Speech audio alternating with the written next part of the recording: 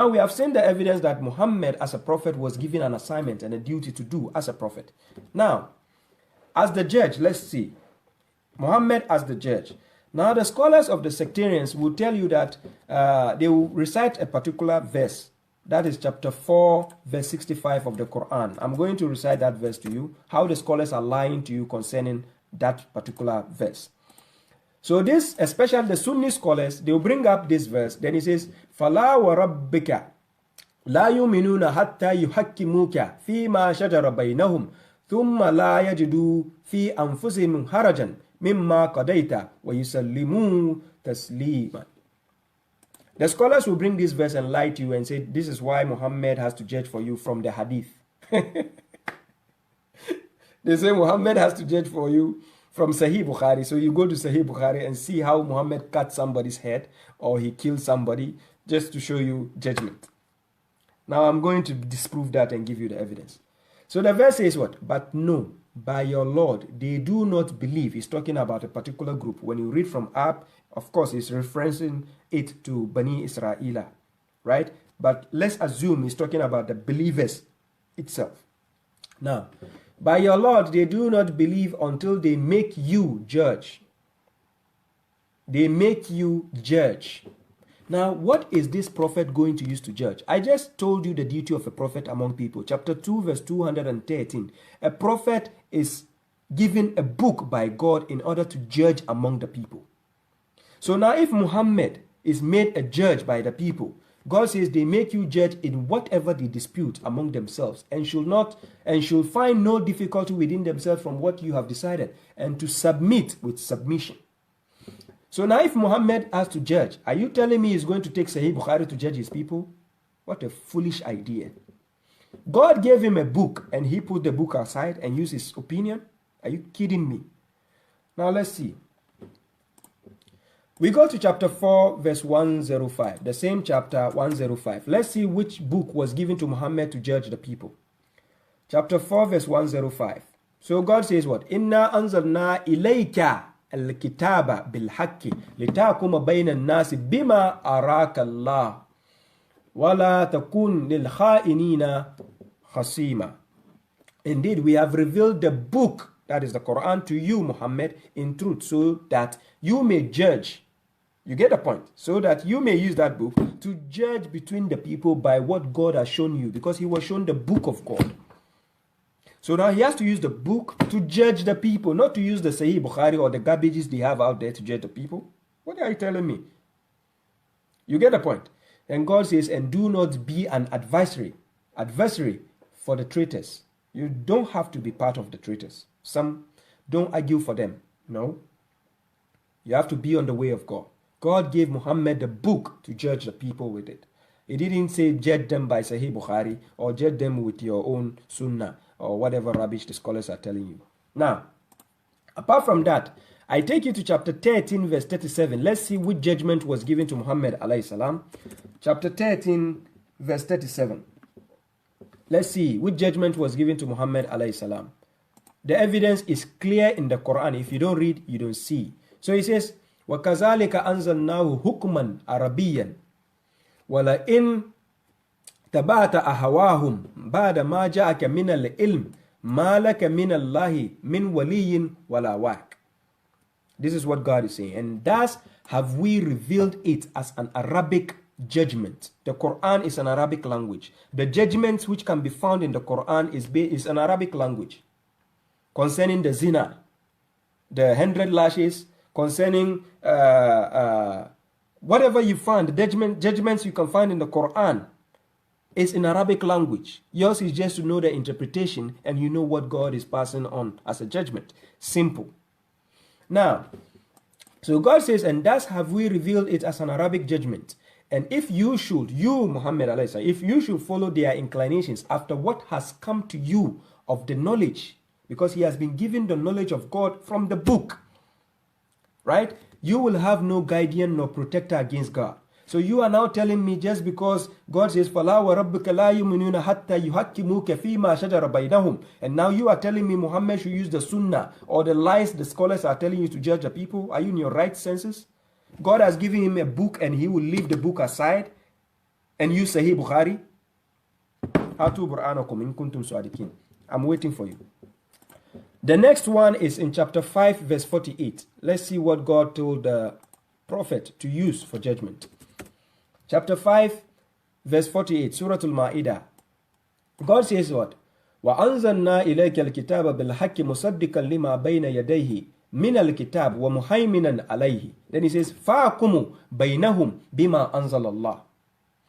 فَاحْكُمُوا بَيْنَهُمْ بِمَا أَنزَلَ اللَّهُ وَلَا تَتَّبِعِ أَهْوَاهُمْ أَمَّا جَاءَكَ مِنَ الْحَقِّ. I'm not fulfilling the verse, but let's see what the verse says from above. And we have revealed the book to you, Muhammad alayhi salam, in truth, confirming what was before it, that is of the Torah and the Gospel and whatever, and Zabura, and governing over it. The Quran governs over other books, just like a nation has a government. They govern the nation, the people in it. They give you laws and everything. So the Quran is to stand as a what? Confirmation of what was before it and a governing book over the previous books, right? Then God told the prophet, so judge between the people by what God has revealed, and do not follow their inclinations concerning what has come to you, Muhammad, of the truth. You get the point? So God gave him the Quran, the book, to judge between the people. He didn't say use your sunnah or any garbages the scholars are telling you. My people, you need to wake up and study. And this is why I'm in the forefront, trying to wake up people to study. The scholars are putting you in a big hole. Wallahi lazim. Now, so we can see clearly from the Quran that God gave Muhammad the book to judge between the people, not to use any personal opinion. Now, apart from that, the scholars will give you a verse from chapter 53, verse 3 to verse 4.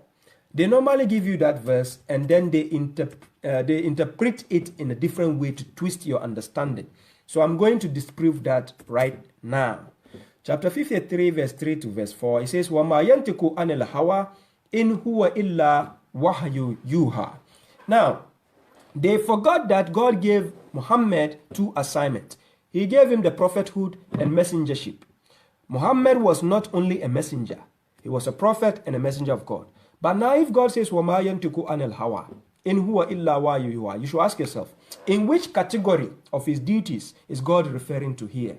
If you say as a prophet, you are wrong. As a prophet, he can use his own inclination if he wants. But as a messenger, he doesn't have any inclination to use. That is why it's called a messenger. A messenger must deliver exactly the message he is given. That's why it's called a messenger. But when you say a prophet can decide to use his own opinion. You can get up one morning and you are wearing red shirt. A prophet, for being able to see the vision of what is coming ahead, can tell you, man, this red shirt, you have to change it. Go and wear white because there could be an accident. If you are wearing red, that accident will befall on you. This is what a prophet does. So he will tell you, then it happens. Then you see the accident happening. That is a prophet. He can use his own inclination to tell you, don't wear color white, wear color black. But when you open the Quran, nowhere did God say don't wear color black or color blue. You get the point? But as a messenger, he will only tell you something when he is being commanded to tell you, or he will only bring you a letter or message when he has only been sent. You get the difference? So when you say وَمَا يَنْتِقُ عَنِ الْهَوَىٰ إِنْ هُوَ إِلَّا وَحْيُ يُوحَىٰ, you hear the scholars tell you that Prophet Muhammad, he never speaks from incline. They are lying to you. Wallahi, it's not talking about Prophet Muhammad. As a matter of fact, today I'm going to show you some of the mistakes Prophet Muhammad, as a prophet, he did. Not as a messenger. Muhammad as a prophet, I'm going to show you some mistakes he did. It's a common mistake. I'm not going to tell you I'm looking down the prophet. I'm proving this to you to disprove the scholars, the lies they've been telling you for years, and you don't study. This is what I'm going to do right now. Now, so when they recite this verse, chapter 53, verse 3 to verse 4, they take it out of context and lie to you. So by this, then they tell you that means the hadith are from the prophet. Now the question is, if all the hadith are from the prophet, why is it that some Sunni people, Shia people, you reject certain hadiths, even if it is written Sahih Bukhari? You reject it. You say it doesn't make sense. So Shia will reject it, Sunnah will reject some. If you are telling me that everything I heard that they said the prophet said I should believe, how come you yourself are rejecting certain hadith? You get the point. So this is a contradiction in the human statement. Now let's go back. Now, وَمَا يَنْتِقُ عَنِ الْهَوَىٰ إِنْ هُوَ إِلَّا وَحْيٌ يُوحَىٰ. Now let's go and ask Muhammad himself, alayhi salam. What did he first say by himself? Let's ask him. So I take you to chapter 34, verse 50. Surah Al-Sabah, chapter 34, verse 50. Let's see what he himself said. Let's see. Can he make mistake or not? Yes. The sectarians will tell you, oh, Prophet Muhammad never makes mistake. He never sinned. He is pure. He is holy. As a matter of fact, calling Prophet Muhammad holy prophet is shirka. If you don't know. Why will you call him holy for what? Is he God? What do you mean by that? Is he a spirit? Subhanallah. Now let's see. I take you to chapter 34, verse 50. Listen what the messenger is asked to say. Qul in dalaltu fa innama adillu ala nafsi wa inni tadaitu fa bima yuhi ilayya rabbi innahu samiul qarib. The messenger is being asked to say, if I should err. When you say dalaltu, dalal is to err, to make a mistake, to fall short. It's a shortcoming, right? So if I should err, then I will only err against myself. Not as a messenger, no. As a messenger, you are being sent to deliver something, so it's no more your fault. But as a prophet, you are on your own. You get the point? So the prophet says, if I should err, then I will only err against myself. Then he says what? But if I am guided, then it is by what my Lord inspires to me. So the guidance, unless he is following God, then he is guided. If he is following his own inclination, there will be an error. So I'm going to show you the errors of Muhammad from the Quran. This has nothing to do with looking down on Muhammad. I'm talking from the book of God and not my opinion. If the scholar said I'm lying, let them come and have a seat with me. I love this kind of debate. Now, let's go on. So now I'm going to show you a simple mistake prophet as a prophet he made. As a prophet, not as a messenger. As a prophet, first of all, I take you to chapter 5 of the Quran, verse 87. Chapter 5, verse 87.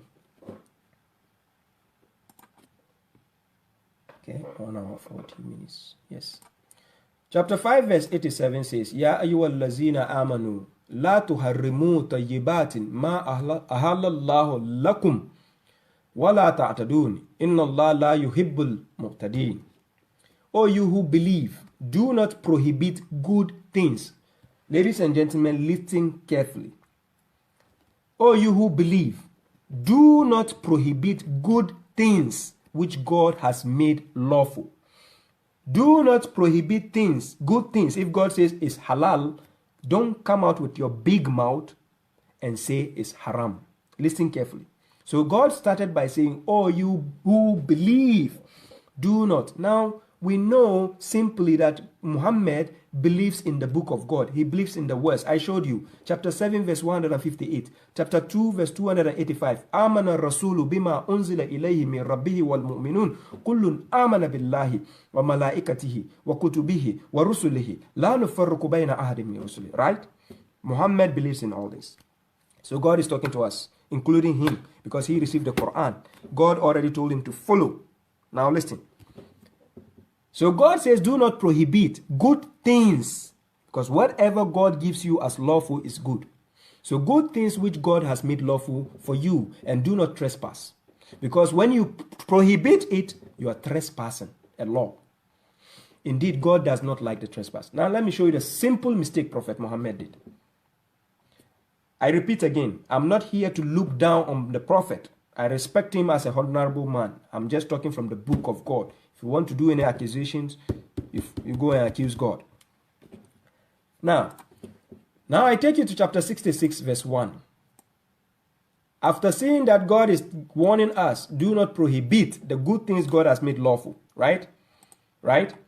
Now the scholars are telling you, وَمَا يَنْتِقُ عَنِ الْهَوَىٰ إِنْ هُوَ وَحْيٌ يُوحَىٰ. They say the prophet doesn't talk from inclination. He only speaks from inspiration. They forgot that he had two duties. If it's as a messenger, he doesn't speak from inclination. He tells you the message he has. But as a prophet, he's talking by himself. So let me show you. Chapter 66 verse 1. This is what God says. Ya ayyuhan nabiyyu lima tuharrimu ma ahallallah laka tabtagi mardata azwajik wallahu ghafurur rahim. Oh, you prophet. God didn't say ya ayyuhar rasul. Messenger does not make a mistake. He's been sent, he will deliver and go his way. Prophet can cause problems himself. So now God says, oh, you prophet, why do you prohibit what God has made lawful for you, seeking the satisfaction of your wives? Ladies and gentlemen, if you tell me prophet doesn't speak from inclination, then it means you don't study the Quran well enough. And if you claim you are a scholar or alim or ulama out there speaking on the Quran, you have to be demoted. They have to postpone your lectures. You have to stop doing any lectures concerning the religion. God is asking the prophet a simple question. Oh, you prophet. He didn't say messenger. Why do you prohibit what God has made lawful for you? Now, some people will try to bring excuses. Oh, he didn't prohibit anything. Are you a fool? God is asking a man, an honorable man, a simple question here. And you say he didn't make a mistake? It's like you wearing a white shirt. Then I'll ask you, today don't wear white shirt, wear black shirt. Then you just come out wearing white. Then I ask you, hey, Shoaib, why are you wearing the white shirt instead of black? Which means you committed an error. And remember, chapter 34, verse 50, the prophet himself says, Kul in dalaltu fa innama adillu ala nafsi. Yes, if I err, it is upon myself. So now God is now talking to the prophet here. Why do you prohibit what God has made lawful for you? And we all saw it, chapter 5, verse 87. God is talking to the believers with a sound, clear mind. Do not prohibit anything good that God has made lawful for you. You get the point? Now, I know some hypocritical people out there will misquote me or misunderstand my concept. I'm not looking down on the prophet. I'm just proving a point here because the scholars have been lying to you for ages. Wallahi lazim. And there is no scholar in this world I'm scared of. Wallahi lazim. Wallahi. Good. So now God asked him, seeking the satisfaction of your wives, and God is forgiving and merciful. This is why God mentioned forgiveness and mercy here. Because it doesn't mean he wants to punish the prophet, but it's a caution, it's a warning. You get the point? So as a prophet, he has his own personal life. He sleeps with his wives. He eats his own kind of food. There's no way God says you should be eating rice alone. Or there's no way God is telling him you should be drinking water like this, or you should be eating with 3 fingers. No, these are all garbages and jumbles the scholars are giving you. Yeah.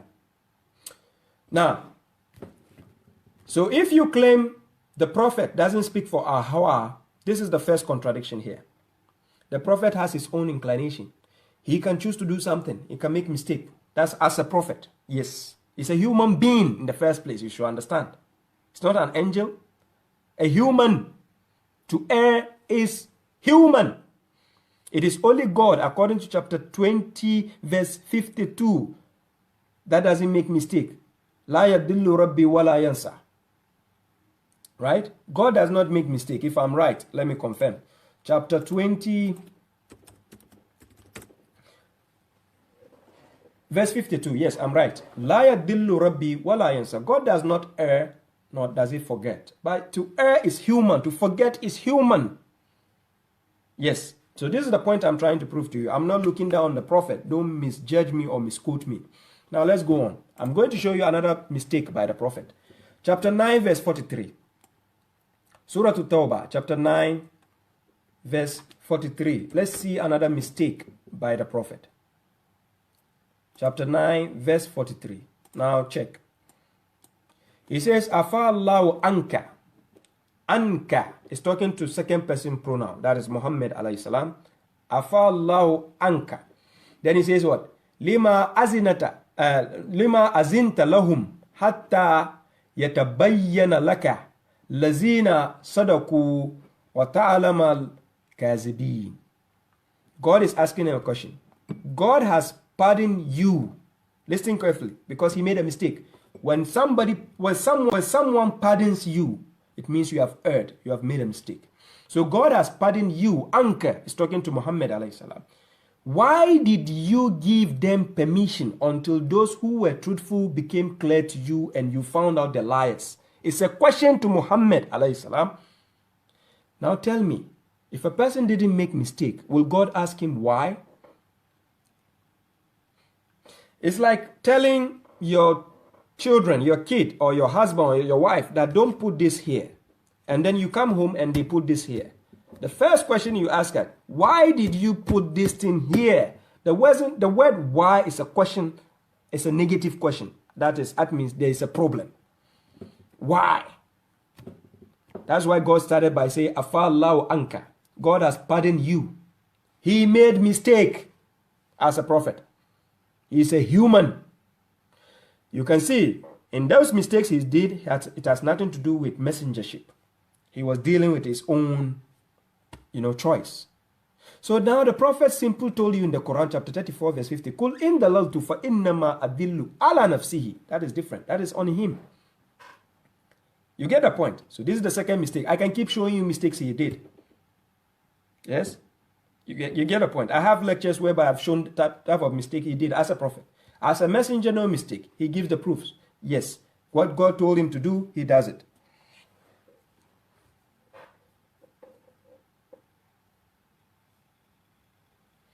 Now, somebody is writing a message. Shamsuddin says, how about if he has forgotten? Oh, so he can forget. He's human then. That's why God gave us the dua in chapter 2 verse 286. He says, Rabbana la tu'akhizna in nasina aw akhtana, which means it's still a mistake. When you forget something, it's a mistake. Let's say you have a work tomorrow and you forget to go to work. It's a mistake. You have to apologize to a boss. So even forgetfulness is a mistake to do. So please, don't bring your excuses just because I'm talking about the prophet. You are feeling hurt. I'm here to tell the truth. I'm not here to discriminate the prophet. And don't think you love the prophet more than me. I respect him, but I don't love him blindly. I follow the truth. Now, let's go on. So now we can see as a prophet, he has his shortcomings, right? So now I'm going to show you two verses from the Quran where God asked him to ask for forgiveness for his zambi, his sin. Yes, Muhammad sinned. He made mistake. If you make mistake, it's committed as a sin.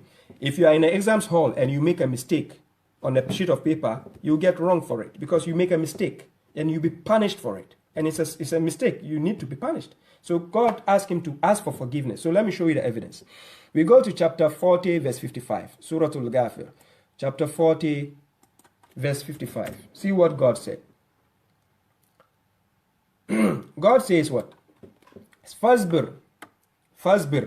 Inna al-wa'dallahi haqq. Then he says, وَاسْتَغْفِرْ لِذَنْبِكَ وَاسْتَغْفِرْ لِذَنْبِكَ وَسَبِّ بِحَمْدِ رَبِّكَ بِالْعَشِيِّ وَالْإِبْكَارِ. So be patient. Indeed, the promise of God is true. And seek forgiveness for your sin, zambik. If Muhammad never sinned, God will not tell him seek forgiveness. And seek forgiveness for your sin. Your sin. He didn't say sins. No. For your sin. He erred. He made a mistake. He sinned. Seek forgiveness for your sin and glorify with praise of your Lord in the evening and early in the morning. So the reason why God is talking about sin here, when you check chapter 40 verse 3, it says, Ghafir is Zambi. God is the forgiver of sin. So Muhammad is human. Likewise are the other prophets. They are all human. They are not angels. Right? So don't love a person blindly in essence. I love God more than everything. Go and check chapter 2 verse 165. God says believers love him more than any other thing you have out there. But you love the prophet blindly, so you end up loving him more than even your wife and your families, which is stupidity. Now, let's move on. Apart from that, chapter 47 verse 19. Chapter 47 verse 19, Surah to Muhammad, in the chapter of Muhammad himself, I'm going to show you that God asked him to ask for forgiveness. for his sin. Yes. He says, فَأَعْلَمُ أَنَّهُ لَا إِلَهَ إِلَّا اللَّهِ وَاسْتَغْفِرُ لِذَنْبِكَ وَلِلْمُؤْمِنِينَ وَالْمُؤْمِنَاتِ وَاللَّهُ يَعْلَمُ مُتَقَلَّبَكُمْ وَمَثْوَاكُمْ. So God says, and know that there is no God except Allah, and seek forgiveness for your sin, zambika. You get the point? And seek forgiveness for your sin and for the believing men and the believing women. He can seek forgiveness for them because they all make mistake and they sin. You get the point? He made mistake. I've shown you already two. I can show you more than that, but I showed you two. And I repeat, I'm not doing this to discriminate the prophet or look down upon the prophet. I'm only speaking from the book of God. You like it, take it. You dislike it, find your way. Nobody's forcing you. The truth must be told. Now, just like the believers, God gave us this dua in, if I remember quite well, let me see if I can remember, where it says, I'm trying to remember, forgive me, ladies and gentlemen, my brain is my memory is getting full.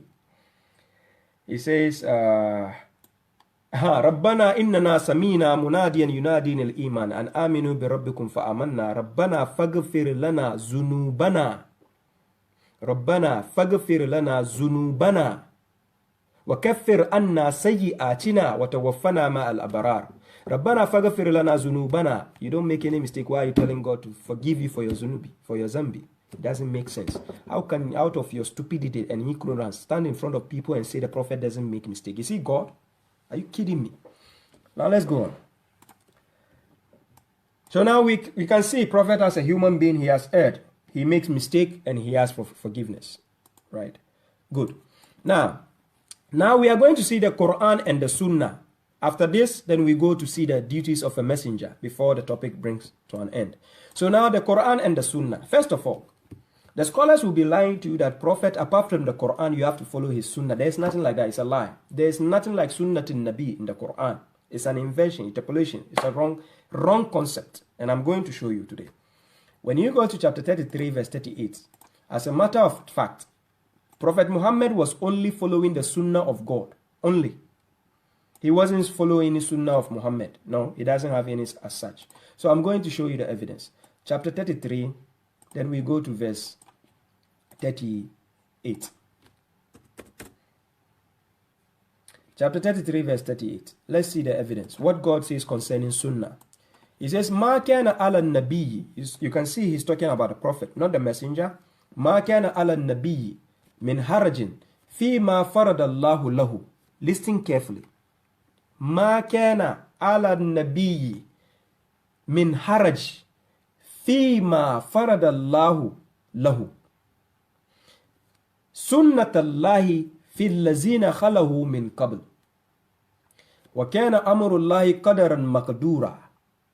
There is no guilt upon the prophet concerning what God has ordained for him. Then God will say, what? Such is the sunnah of God. Such is the tradition of God. Not the sunnah of Muhammad. What God has ordained for him to do is the sunnah of God, not the sunnah of Muhammad. And I'm going to show you in the Quran what God has made farad for him. Please, you need to study. That is the secret. Just study. The scholars cannot deviate you. Wallahi lazim. Wallahi. No scholar out there who belongs to a sector, wallahi, can match me one-on-one on a dialogue. Unless they can be proud of the fusha they went to learn, fine. Be proud of that. But you meet me one-on-one, wallahi, you humble. I will humble you. Now, chapter 33, verse 38. There is no guilt upon the prophet concerning what God has ordained for him. Such is the tradition of God, and I'm among those who passed before. So all the prophets, they follow the sunnah of God, not the sunnah of anybody. And the command of God is a decreed fate. When God commands you to do something, it must be done. So now what did God ordain for him? The question is, what did God ordain for Muhammad alayhi salam? Let's go and see the answer. I take you to chapter 28, verse 85. Surah Al-Qasas. Chapter 28, verse 85 to verse 86. Let's see what God has ordained for the prophet. is simple. So chapter 28 verse 85 says, Inna allazi farada alayka al-Qur'an laradduka ila mad. Then he says, Kul rabbi alamu man ja'a bil huda wa man huwa fi dalalin mubin. Simple. Verse 86, Ma kunta tarju an yulka ilayka al-kitab illa rahmatan min rabbik fala takununanna zahiran lil kafirin. Now, chapter 28 verse 85 to 86. Listen carefully what God has ordained for the prophet. Indeed, the one who has ordained and joined the Quran on you, Muhammad alayhi salam, will return you to a place of return. God didn't ordain Quran and the Hadith or Sunnah or any garbage the scholars are telling you. God ordained the Quran upon him, that is Muhammad, will return you to a place of return, that is Judgment Day. Say as a messenger, my Lord is aware of one who comes with the guidance and one who is in clear error. Verse 86, and you were not expecting that the book will be delivered to you, but it is a mercy from your Lord, so do not be an assistant to the disbelievers. Muhammad was never expecting the Quran to be given to him. So God says, but it is a what? A mercy, rahmatan min rabbik. Now, we have seen what God has ordained for him. So you tell me that Muhammad is following now the Quran and that is Sunnah. You call that Sunnah of Muhammad? He is following the Sunnah of God. God has ordained the Quran for him to follow. This is what he did to other prophets. Abraham, Isa, Moses, all were ordained with the book to follow. That is the Sunnah of God. It doesn't become the Sunnah of Muhammad. You get the point. That is Sunnatullahi. Now, when you go to chapter 50 verse 45, listen what God told the prophet concerning the Quran. He gave him the Quran, and this is what he told him to do with the Quran. Chapter 50 verse 45. This is sound and clear, and I don't see why it should be a problem for the scholars to understand how simple the word of God is. Chapter 50 verse 45. God says what? Nanu alamu bima yakulun wama anta alayhim bijabbar. Then he says, Fazakir bil Quran man yakhafu wa'id.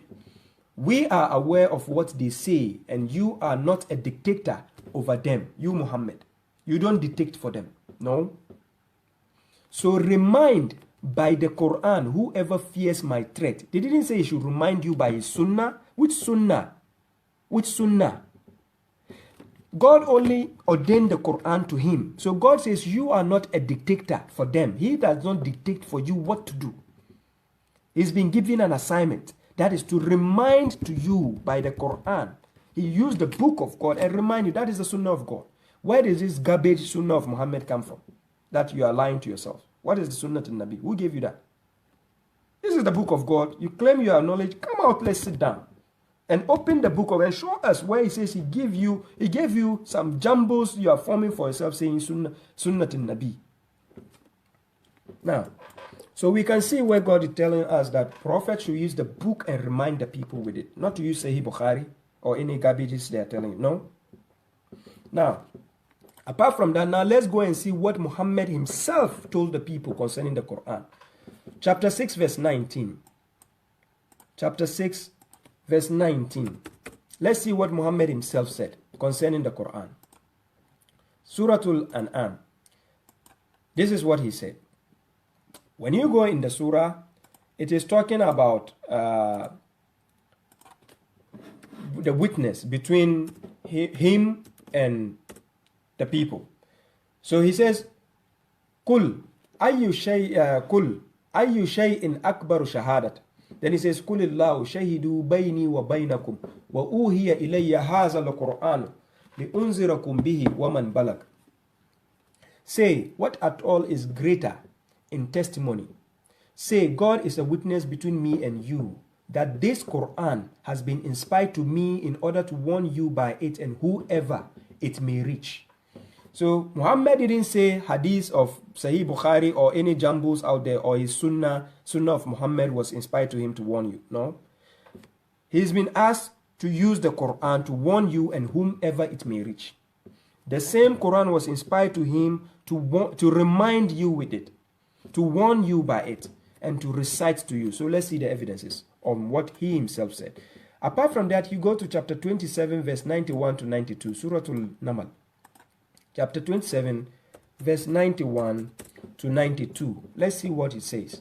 When you go in the verse where it says, Innama umirtu an a'buda rabba hazil baldati lazi harramaha walau kulla shay'in. Now, this is the important part. Wa umirtu an akuna min al-muslimin. Not among the Shia, not among the Sunnah, not among the Tariqah, not among the Ahmadiyya. Wa umirtu an akuna min al-muslimin. I've been commanded to be among the Muslims. Then he says what? Wa an atlul Quran.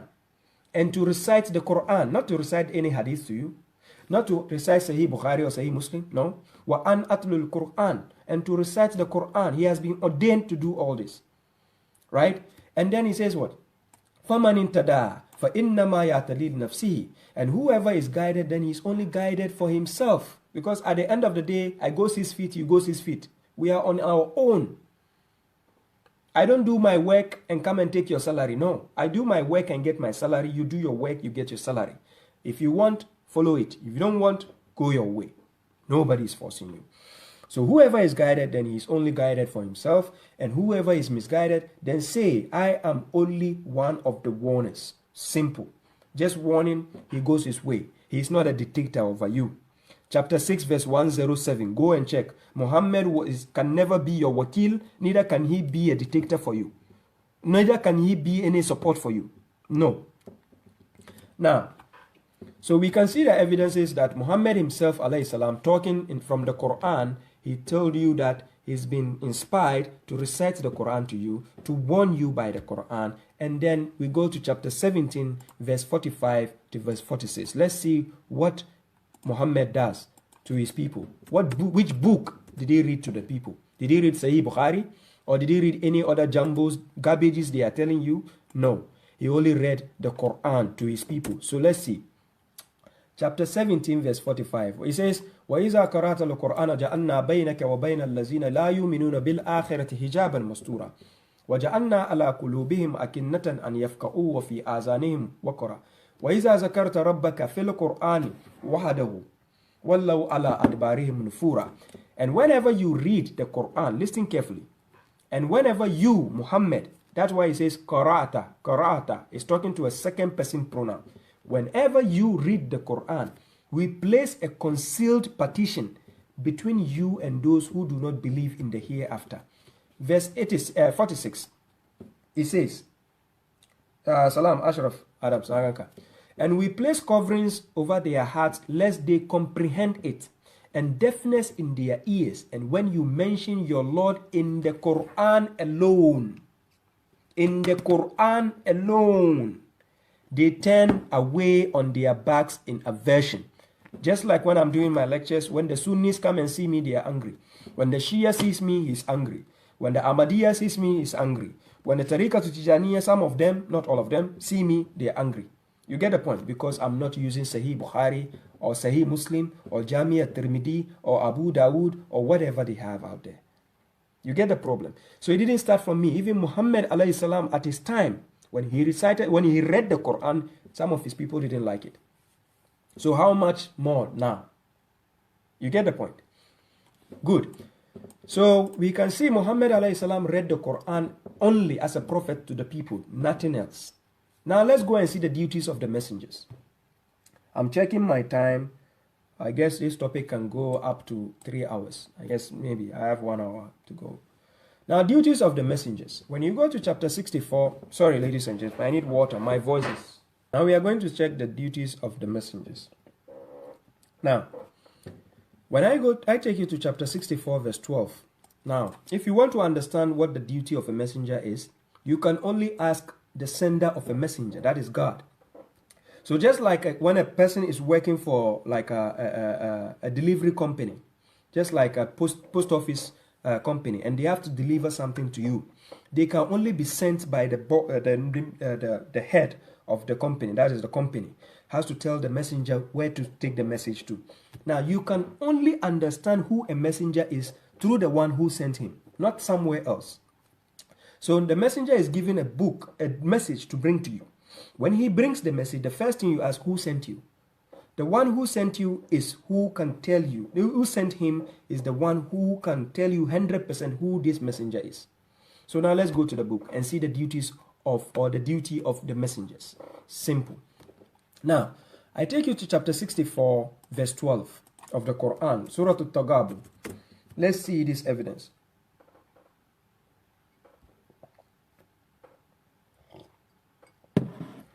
Yeah, that's true. Ashraf Adams, there is nothing like Asbabun Nuzul in the Quran. Nothing like that. Any scholar who tell you Asbabun Nuzul, tell him to open one verse where he says Asbabun Nuzul first of all before you continue arguing with him. Don't waste your time arguing with people who argues from hadith. It's a waste of time. Now, chapter 64 verse 12. Let's see the duty of a messenger. He says, Atiullaha wa atiu ar-rasul. Then he says what? فَإِن تَوَلَّيْتُمْ. Then he says what? فَإِنَّمَا عَلَى رَسُولِنَا الْبَلَاغُ الْمُبِينَ. And obey God and obey the messenger. Now, this sectarian people will always twist your understanding. When God says Atiullah wa Atiur Rasul, instead of saying the messenger, when they want to now interpret to you, they will now tell you it means, you see, Quran says Atiullah, Atiur Rasul, MashaAllah, it means obey God and obey the Prophet. No, ladies and gentlemen. God didn't say Nabi. You are not more clever than God. Chapter 33 verse 70 says, Ya ayyuhallazina amanu taqullah wa qulu qawlan sadida. Now you have to say exactly what you see and can check. Don't see one and say two. Please, ladies and gentlemen, scholars, you are not smarter than God. Check chapter 11 of the Quran, verse 1. Alif Lam Ra, Kitabun uhkimat ayatuhu, thumma fussilat min ladun hakimin khabir. God himself has already perfected his book and explained it. We don't need your jumble of intellectuals in the sectarians to come and explain the book of God to us. The book is enough. Kitabun fussilat ayatuhu Qur'anan Arabiyan liqawmi ya'lamun. The book has already been explained. Leave your jumble knowledge out there. We don't need your garbages. Let the book talk for itself. Now, chapter 11 verse 1 is telling you that a book whose verses have been mastered, and when something has been mastered, it's in perfection. Just like when you are doing everything in stages and you become a master, you are in perfection. Which means now people behind you, you have to tell them if they are the err. That is what the Quran is. So, Kitabun uhkimat ayatuhu thumma fussilat. God has already mastered the verses of the Quran and then explained it. And then you let these ignorant scholars stand on their platform and twist your brains. For which reason? Just because of their positions? Hasbunallah wa ni'mal wakil. Now, chapter 64 verse 12 is telling you that obey God and obey the messenger. Now, you can never see God, and God does not come down to talk to you. You get the point? The only way you can obey God is to what? Obey the messenger, the one who brings a message to you and tells you, God sent me. Now, it doesn't mean you should just believe, oh, this guy is a messenger, so I believe what he's saying. No, God gave you the faculties to check and reason.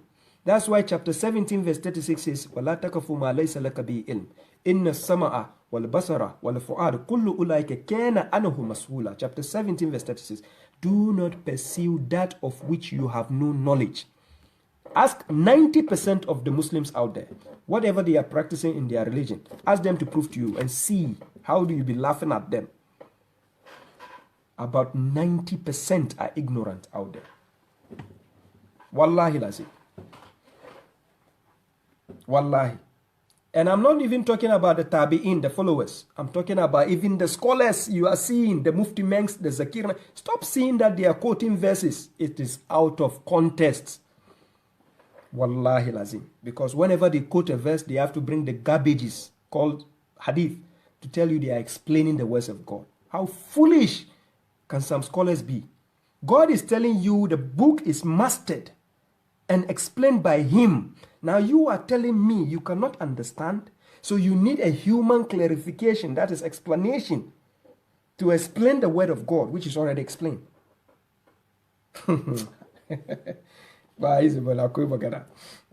So chapter 64 verse 12 says, obey God and obey the messenger. But if you turn away, then only the clear notification is upon our messenger.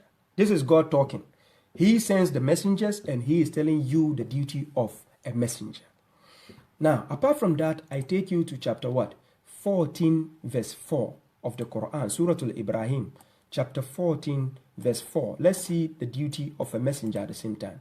So what is God saying in this verse? He says what? وَمَا أَرْسَلْنَا مِن رَسُولٍ إِلَّا بِلِسَانٍ قَوْمِهِ لِيُبَيِّنُ لَهُمْ فَيُضِلُّ اللَّهُ مَنْ يَشَاءُ وَيَهْدِي مَنْ يَشَاءُ وَهُوَ الْعَزِيزُ الْحَكِيمُ. And we do not send a messenger except in the language of his people in order to clarify to them. Listen carefully. He is not going to clarify the book to them. No. To clarify to them. That is what they don't understand. I will further explain this part to you. The book is already clear. The book itself. That's why it says Kitabun Mubin, chapter 44, chapter 43, verse 2 downwards. Chapter 44, verse 2 downwards. The book already is clear book. Chapter 26, verse 1 to 2. Chapter 27, verse 1. The book itself is already a clear book. Chapter 6, verse 105. وَكَذَلِكَ نُصَرِّفُ الْآيَاتِ وَلِيَقُولُوا دَرَسْتَ وَلِنُبَيِّنَهُ لِقَوْمٍ يَعْلَمُونَ. It is God clarifying his own book.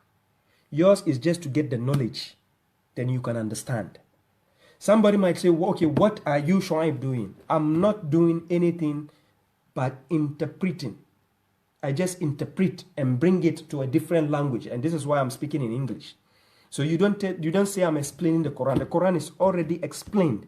The moment you say I'm explaining the Quran, which means it has not been explained, I am now explaining it. God has already explained the book and clarified the book. Because I'm enlightened, I need to now teach the unenlightened ones. This is similarly what Muhammad did as a messenger to the Ummiyina. Chapter 62 verse 2. هُوَ الَّذِي بَاسَ فِي الْأُمِّيِّينَ رَسُولًا مِّنْهُمْ يَتْلُو عَلَيْهِمْ آيَاتِهِ وَيُزَكِّيهِمْ وَيُعَلِّمُهُمُ الْكِتَابَ وَالْحِكْمَةَ. That is the duty of a messenger. So God does not send a messenger except in the language of his people. So because most of you can understand English, this is why I'm clarifying in English language. But it doesn't mean I'm clarifying the Quran. The Quran is already clear according to chapter 2 verse 159. إن الذين يكتمون ما أنزلنا من البينات والهدى من بعد ما بيناه للناس في الكتاب أولئك يلعنهم الله ويلعنهم اللائنون. Chapter 2 verse 159. Those who conceal what God has revealed of the proofs and the guidance after we have made it clear to the people in the book. So God has already made the book clear. But because I am enlightened, I can now enlighten other people. You get how it goes? Simple. Now, so we move on. So again, let's see the duties of the messenger. Chapter 6 verse 48. That is Surah Al-An'am. Chapter 6, then we go to verse 48. Let's see the duties of a messenger. So chapter 6 verse 48 says, مَا نُرْسِلُ الْمُرْسَلِينَ إِلَّا مُبَشِّرِينَ وَمُنْزِرِينَ فَمَنْ أَهَمَنَ وَأَصْلَحَ فَلَا خَوْفٌ عَلَيْهِمْ وَلَا هُمْ يَحْزَنُونَ. And we only send the messengers as what? Missionaries and warners. Now remember, a prophet also can be sent as a missionary and a warner according to chapter 2 verse 213. You get the point? There's a difference between a messenger and a prophet. A messenger can be sent as a missionary and a warner. Similarly, a prophet can be sent as a missionary and a warner, but it's a different duty altogether. Good. Now, so then God says what?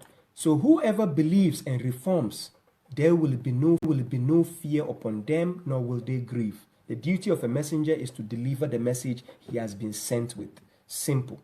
Now, let's go on. The duty of a messenger, again, we go to chapter 21, verse 27. My time has come close. I have to skip up the topic a bit. So I'll be in a haste whilst I'm giving the proofs. Chapter 21, verse 27. Let's see the evidence. What is God saying in this verse? Now, when you read the verses above, you start from verse 25 and you come 26 and you go 27. It's talking about messengers. Then he comes, verse 27, he says, لا يسبقونه بالقول وهم بأمره يعملون. It's talking about the messengers. لا يسبقونه بالقول وهم بأمره يعملون. They, the messengers, they do not precede God, him, in the word. When he gives them a book or the word to say, they don't act in a haste to do what they want. No. They have to act according to the way God tells them to do. That is a messenger, not a prophet. I'm not talking about a prophet. We are done with the prophet part. Now I'm talking about messengership duty. Now, so they do not precede him in word, but they act by his command. They act. So whoever tells you he is a messenger and comes to you, the simple question is, who sent you? God. Prove to me. Because somebody will say, okay, how can you prove that this Quran comes from Muhammad? Quran talks about Muhammad as a messenger. Then apart from that, the Quran says in chapter 4 verse 82, أَفَلَا يَتَدَبَّرُونَ الْقُرْآنَ وَلَوْ كَانَ مِنْ إِنْدِ غَيْرِ اللَّهِ لَوَجْدُوا فِي اخْتِلَافًا كَثِيرًا. So if Muhammad is a false messenger, when the moment I take the Quran, I should be able to see it. God will tell me, hey, you see that guy who said he's a messenger? He's not my messenger. He's not. But the Quran itself tells you, مَا كَانَ مُحَمَّدٌ أَبَا أَحَدٍ مِّن رِجَالِكُمْ وَلَكِنْ رَسُولَ اللَّهِ وَخَاتَمَ النَّبِيِّينَ. Case closed. Now, we go again. So I take you to chapter 16 verse 35. But before I go to 16:35, we can see that the messengers only act by the command of God. When they are told, they speak it. That's why it says, وَمَا يَنْتِقُ عَنِ الْهَوَىٰ إِنْ هُوَ إِلَّا وَحْيٌ يُوحَىٰ. That is a messenger. He acts upon inspiration to do something, to say something. Not a prophet. A prophet has his own livelihood at the same time.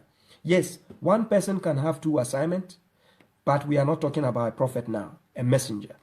Now, I take you to chapter 16, verse 35, Surah Al-Nahl, verse 35.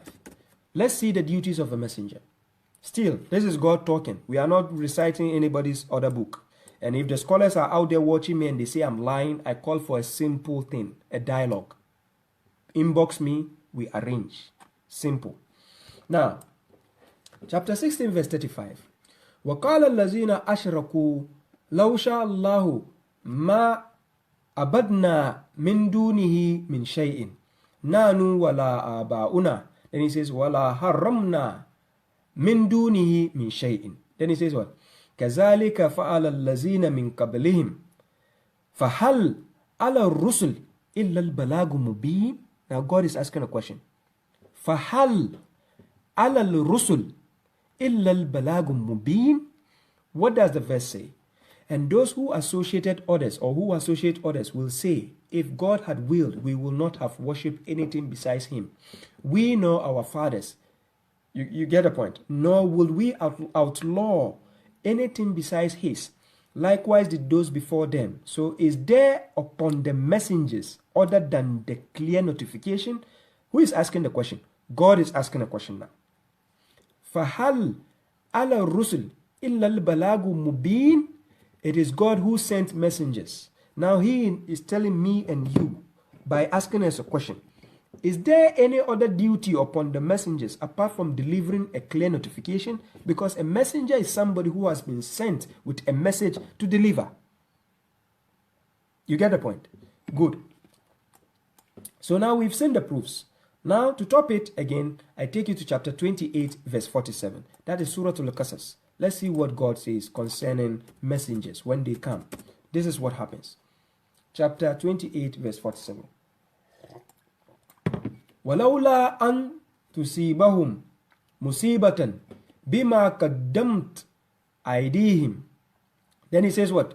فَيَقُولُ رَبَّنَا لَوْلَا أَرْسَلْتَ إِلَيْنَا رَسُولًا فَنَتَّبِعَ آيَاتِكَ وَنَكُونَ مِنَ الْمُؤْمِنِينَ.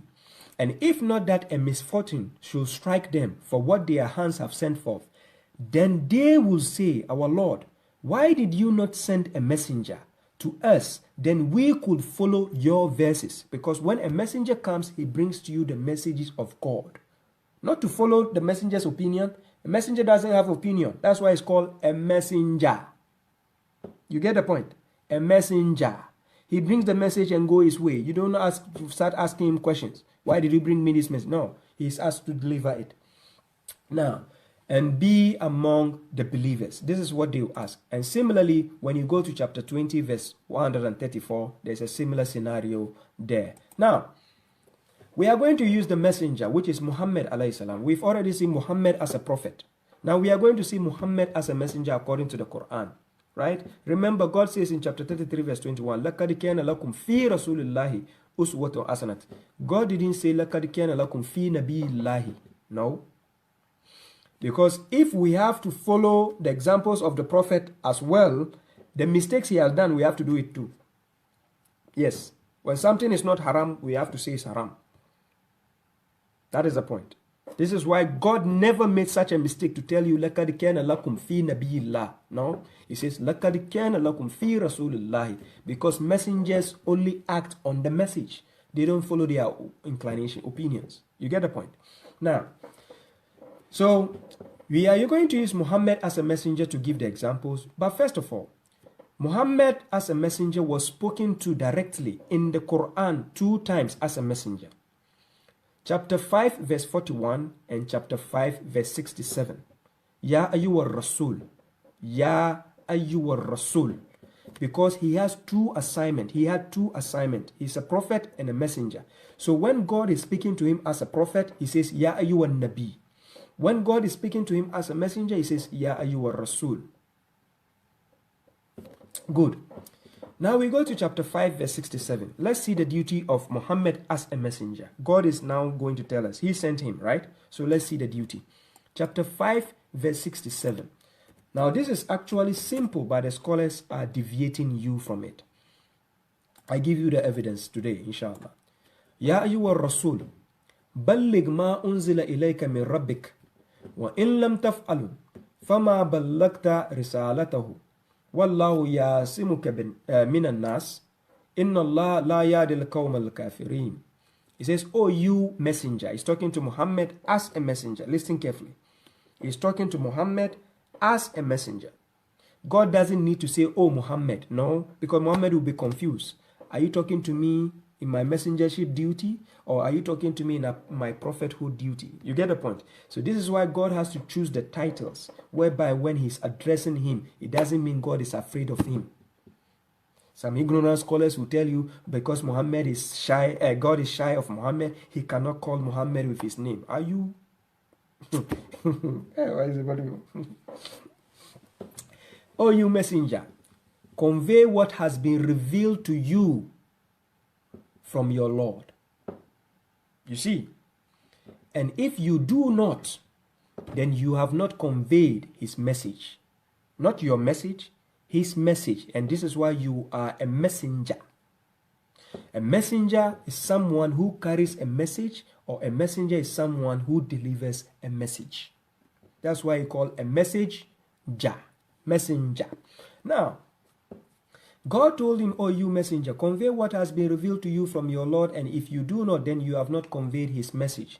But God will protect you from the people. Indeed, God does not guide the disbelieving people. Now, since now God is telling him to deliver a message, God gave him a message. That's why it's called Rasul. You can see in that verse, God didn't say, Ya you a Nabi. Because a Nabi does not have the message to deliver from God. He can use his personal opinion.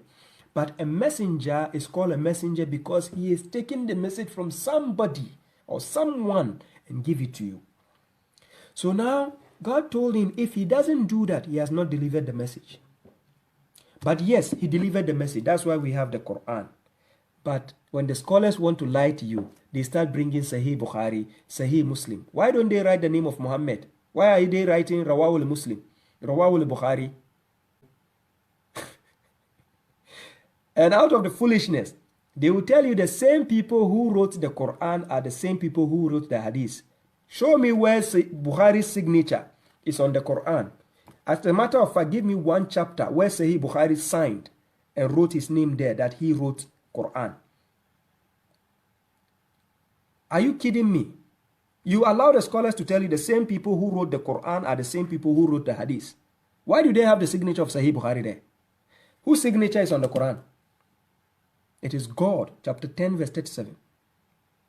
God himself has a signature on the Quran. Now you let them attribute the falsehood, the lies to the Prophet and say these are the hadiths of Muhammad. Are you kidding me? You are attributing the hadiths to Muhammad by accusing him he did all those nasty things, marrying a 6 years old girl from that garbages you have. Which of your scholars is marrying 6 years older? They should come out and show us. Which of them is following that sunnah? Pedophilia. They should come out and show us. Now, because God has given the messenger a message to deliver, a message must be given to the people, and the people must be able to read it and see it. Because you claim God gave you a message to bring. So now let's see what happened. Chapter 98, verse 2 to verse 3. Chapter 98, verse 2 to verse 3. God is going to now tell you how the messenger brought the message. Now the hypocrite will tell you, oh, Muhammad cannot read and write. Are you kidding me? Somebody whom God has taught cannot read and write. And you are telling me he took him 23 years to deliver the Quran, and he cannot use 1 year to learn whilst kids are going to daycare and learning how to write A, B, C, D? What kind of people you call scholars?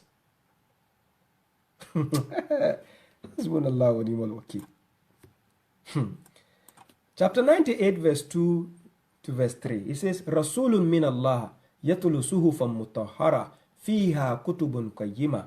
A messenger from God reciting purified pages. When you say suhuf, it's a page, it's a paper. So now God is now telling me and you, a messenger from God reciting purified pages. Unless you tell me that pages Muhammad was reciting was a ghost. It was a ghost page. So if this messenger is reciting purified pages, and God says, Fiha kutubun qayyima, he is reciting from something that has been written. Kutubun qayyima. Now you forgot that this same messenger was the one God sent to the unlettered and the unlearned people among the Arabs. Chapter 62, verse 2. Huwa allazi basa fil ummiyina rasulan minhum yatlu alayhim ayatihi wa yuzakkihum wa yuallimuhum al-kitaba wal hikmah. So if somebody like his magnitude can teach the ignorant ones the book and the wisdom, and now he brought them a paper where there are valuable writings, and you tell me this man cannot read and write, are you in your right senses? Or is just the Quran you didn't understand? And you keep relying on your Sahih Bukhari to keep lying to you. Look, knowledge has advanced. When you check the Quran, knowledge can be increased. But wisdom does not increase. Wisdom, when God gives you, he has given you khairan kasiran. But knowledge, وَقُلْ رَبِّ زِدْنِي ilman, it can be increased. The mobile phones we used 20 years, 30 years ago are not the same mobile phones we are using today.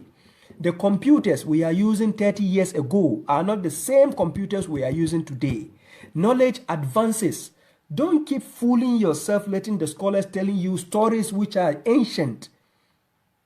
Lies. And you keep upholding it and say the ulama says. What garbage are you telling me? Which ulama? Let me get one of them live. Wallahi lazim. If they are listening to me, they should forward the videos to any best scholar they have in the world. Wallahi, I've vowed. Any scholar who belongs to a sector who can defeat me one-on-one, that they put me down and give me 100 lashes. Wallahi lazim. With the garbages they have, and you call that guidance? The sectors they create for you, you call that guidance? Hasbunallah wa ni'mal wakeel. We continue. So we can see from the evidence of chapter 98, verse 2 to verse 3, Rasulun min Allah yatlu sufa mutahhara fiha kutubun qayyima. That is the evidence. The messenger brought the message and delivered it to the people. That is the Quran. Now, when you go to chapter 10, verse 15 to verse 16, this is where the interesting part is. This is what the messenger really brought to his people, and see how they rejected him. I'm going to show you the evidence. Now, after saying Rasulun min Allah yatlu sufa mutahhara fiha kutubun qayyima, now see what happened. وَإِذَا تُتُلَى عَلَيْهِمْ آيَاتُنَا بَيِّنَاتٍ قَالَ الَّذِينَ لَا يَرْجُونَ لِقَاءَنَا آتِ بِقُرْآنٍ غَيْرِ هَذَا. أو بدل. Then what did God tell the messenger to say to them? قل ما يكون لي أن أبدله من تلقاء النفس إن أتبع إلا ما يوحى إلي إني أخاف إن عصيت ربي عذاب يوم عظيم. The messenger said, and when our verses, God says, and when our verses are recited to them as proofs, remember, Rasulun min Allah yatulu suhufan mutahhara fiha kutubun qayyima. Now that he is reciting the verses to them, listen to what his people said. When our verses are recited to them as proofs, those who do not hope to meet us say, bring a Quran, bring a reading other than this. Haza. Now, when something is said haza, it is something which is in front of you that you can see with the naked eye. This. So Muhammad brought the book in his hands to the people. Rasulun min Allah yatulu suhufan mutahhara fiha kutubun qayyima. Yes. Don't let the scholars lie to you by telling you Quran was written after Muhammad. Wallahi, they are lying to you. Wallahi lazim. Then he says, say, it is not for me to change it. Listen carefully. It is not for me. The Quran is not for Muhammad. It's for God, according to chapter 10, verse 37.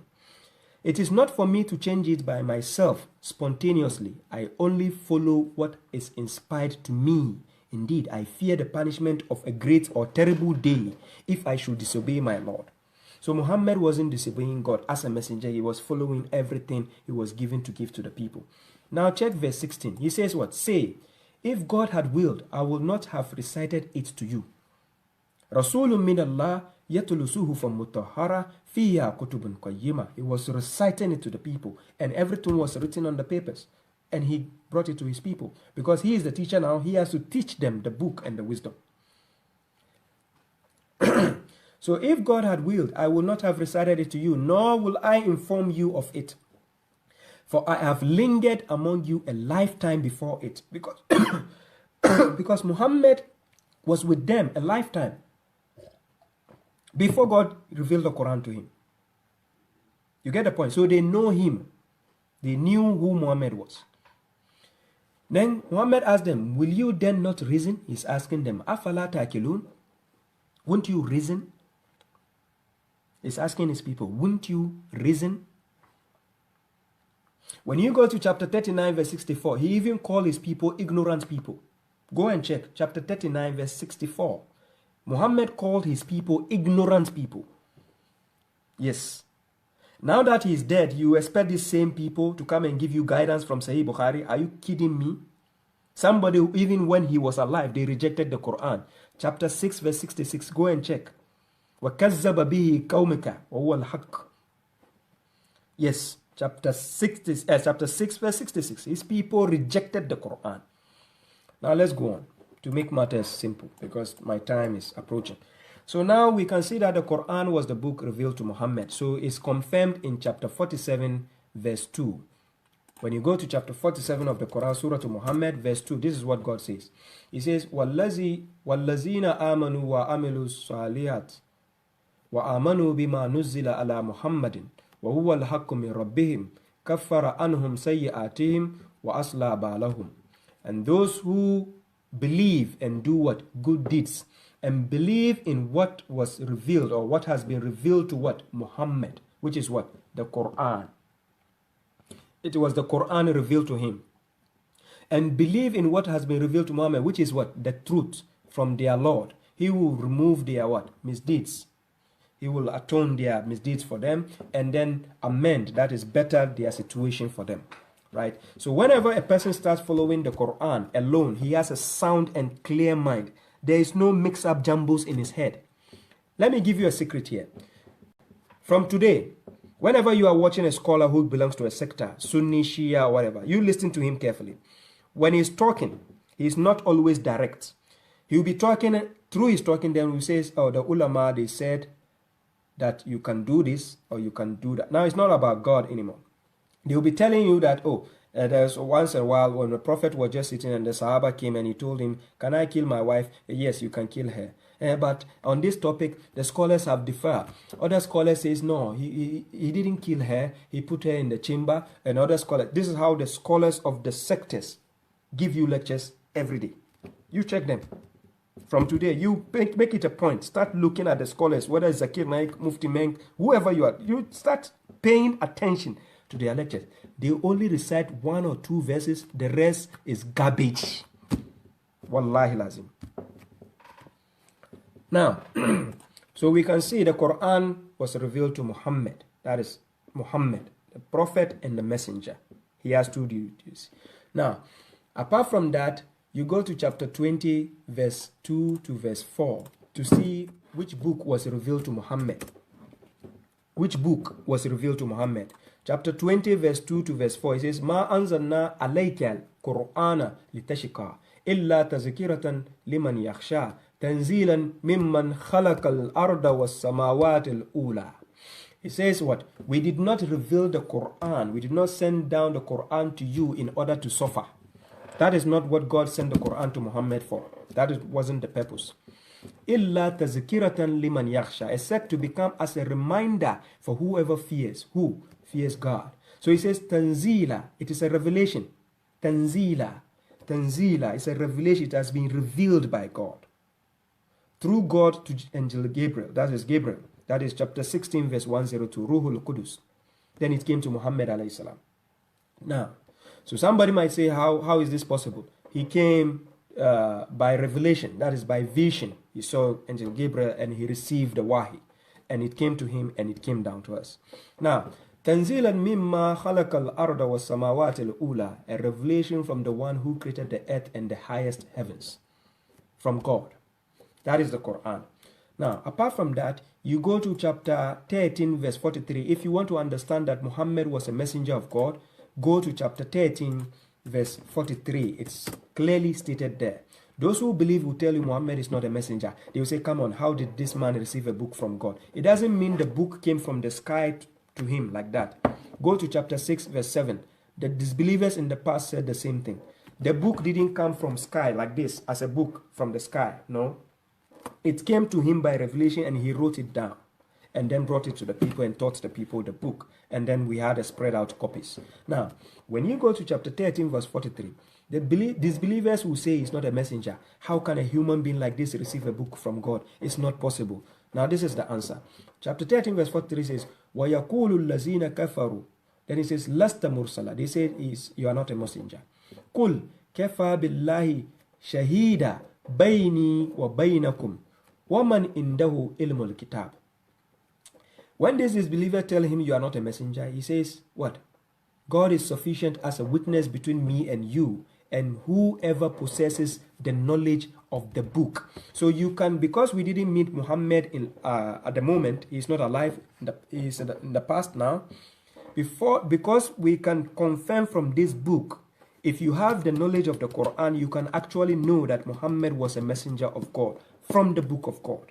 That's why it says, أَفَلَا يَتَدَبَّرُونَ الْقُرْآنَ وَلَوْ كَانَ مِنْ إِنْدِ غَيْرِ اللَّهِ لَوَجِدُوهُ فِي اخْتِلَافًا كَثِيرًا.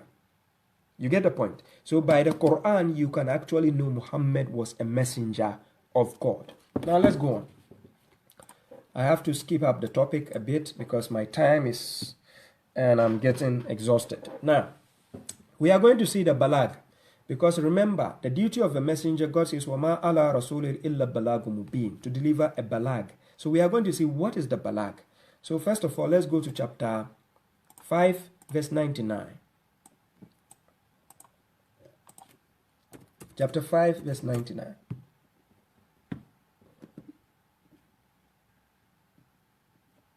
Yeah, let's see the evidences.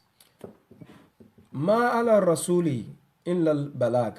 Then he says, Wallahu ya'lamu ma tubuduna wa ma taktumun. He says, only the notification is upon the messenger.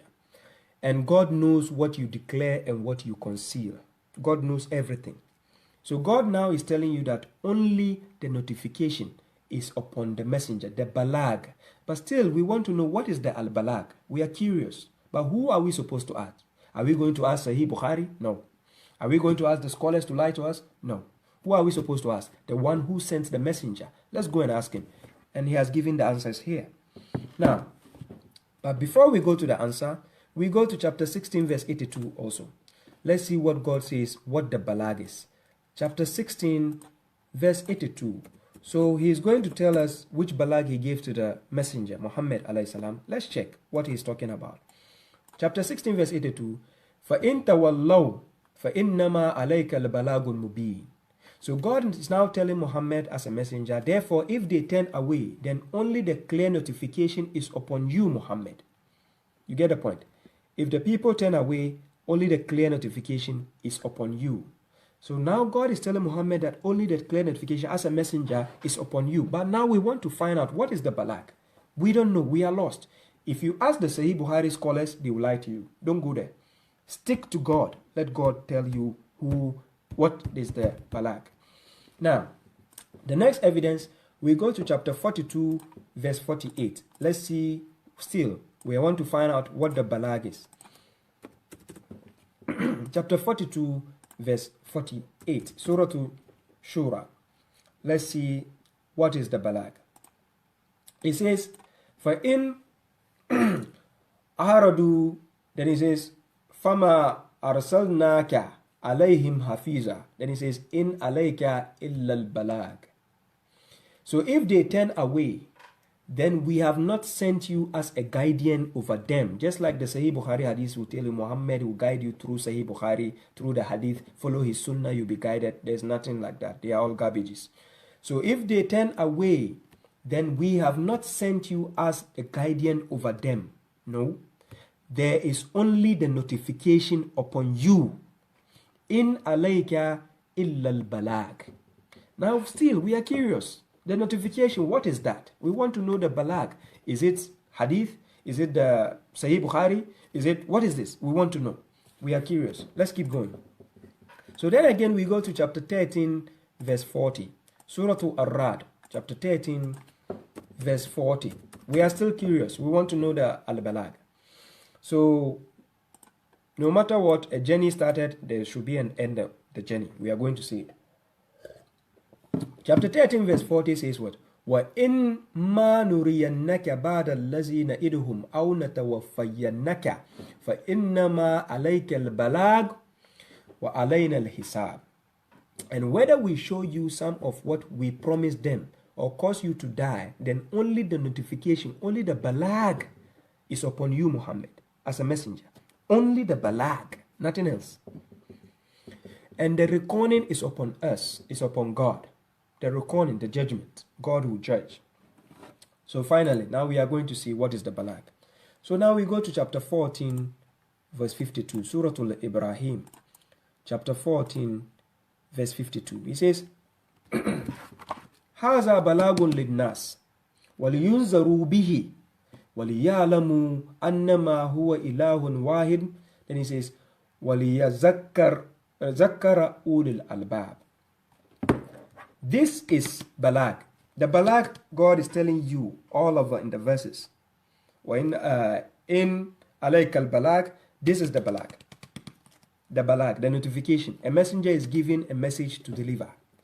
Muhammad was given the Quran as a message to deliver. So now we are asking God, what is the balag? Then God says what? Haza balagul linnas. This is notification for the people. This. Now in English, when I say this, it is something T-H-I-S. It is something in front of you that you can see. This, if I point, this. Now, this is notification for the people. An-Nas, mankind, because the Quran is a guidance for mankind, according to chapter 2, verse 185. According to chapter 39, verse 41. The Quran is a book for mankind. Not for the Arabs, not for Bani Israel, not for anybody, mankind. Now, this is notification for the people so that they may be warned by it. When you go to chapter 7 verse 2, Muhammad used the book, one God. Surah Al-Ikhlas, chapter 112, Qul huwa Allahu ahad, Allahu samad, lam yalid, walam yulad, walam yakul lahu kufuwan ahad. So you can know by this book that there is only one God. So that those of intelligence will be reminded. Now this is the important part. God didn't say so that the people will be reminded. You get the point? So that those of intelligence will be reminded. So even in a classroom, when a teacher is teaching, he's focusing on the intelligent ones. The rest are dumb. So intelligent ones are the ones who are curious enough to listen to the lectures I'm giving from the Quran, because they will benefit from the book of God. Not from me, from the book of God. Now, so now we have seen plainly the Quran is the balag linnas. So when you hear God says, وَمَا عَلَى رَسُولِ إِلَّا بَلَاغٌ مُبِينٌ, it's a simple thing. God gave every messenger a message to deliver. He gave Muhammad the balag to deliver. And this is why we have the Quran today and Muhammad is dead.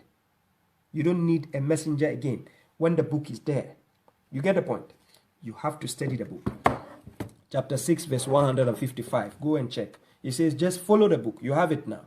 If you don't understand, then you find somebody who is more knowledgeable than you to explain something to you. Simple.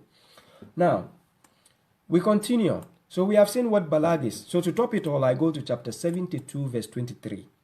Chapter 72 Surah Al-Jinn. Then we go to verse 23. Now, wow, I'm heading to 3 hours now. Now, when you go to chapter 72 verse 23, it says, إِلَّا بَلَاغًا مِنَ اللَّهِ وَرِسَالَاتِهِ. Then it says, وَمَنْ يَعْصِ اللَّهَ وَرَسُولَهُ. Then it says, فَإِنَّ لَهُ نَارًا جَهَنَّمَ خَالِدِينَ فِيهَا أَبَدًا. It says, it is only a notification from God and his messages, and whoever disobeys God and his messenger. Listen, because a messenger brings you the notification and the messages of God. You get the point? So now, whoever disobeys God and his messenger, it doesn't mean following Quran and Hadith. Hadith has nothing, that Hadith, those Hadith has nothing to do with God. I'm serious. No single Hadith outside the Quran comes from God. They are all lies. Wallahi lazim. Then indeed, for him is the fire of hell eternally therein forever. Now, we can see clearly the balag is the Quran. Now when a messenger brings you a balag, you need to obey him. Atiullaha wa atiur rasul. Atiullaha wa atiur rasul. Now we want to see, on which basis are we supposed to obey the messenger? Nowhere in the Quran, even by mistake, did God ever say Atiullaha wa atiun nabi. No scholar on earth can show you such a verse. There is no verse where it says Atiullaha wa atiun nabi. It never exists. Except Atiullaha wa atiur rasul. Why? Because chapter 7 verse 158 says, Kul Ya ayyuhan nas inni rasulullahi ilaykum jami'an. Muhammad was a messenger to all of mankind. So this is why me and you can have the Quran. It doesn't belong to only a particular group of people. You get the point? Now that we have the Quran, we need to obey the messenger. Remember, Muhammad brought the message. He was the messenger. Now we have to follow the messenger. And this is the message. Now, obey the messenger. I take you to chapter 24 verse 54. This verse, the scholars normally twist it out of context. Yeah. Yeah, Brazil Naganka Dazu Bankira Naganka. Salam.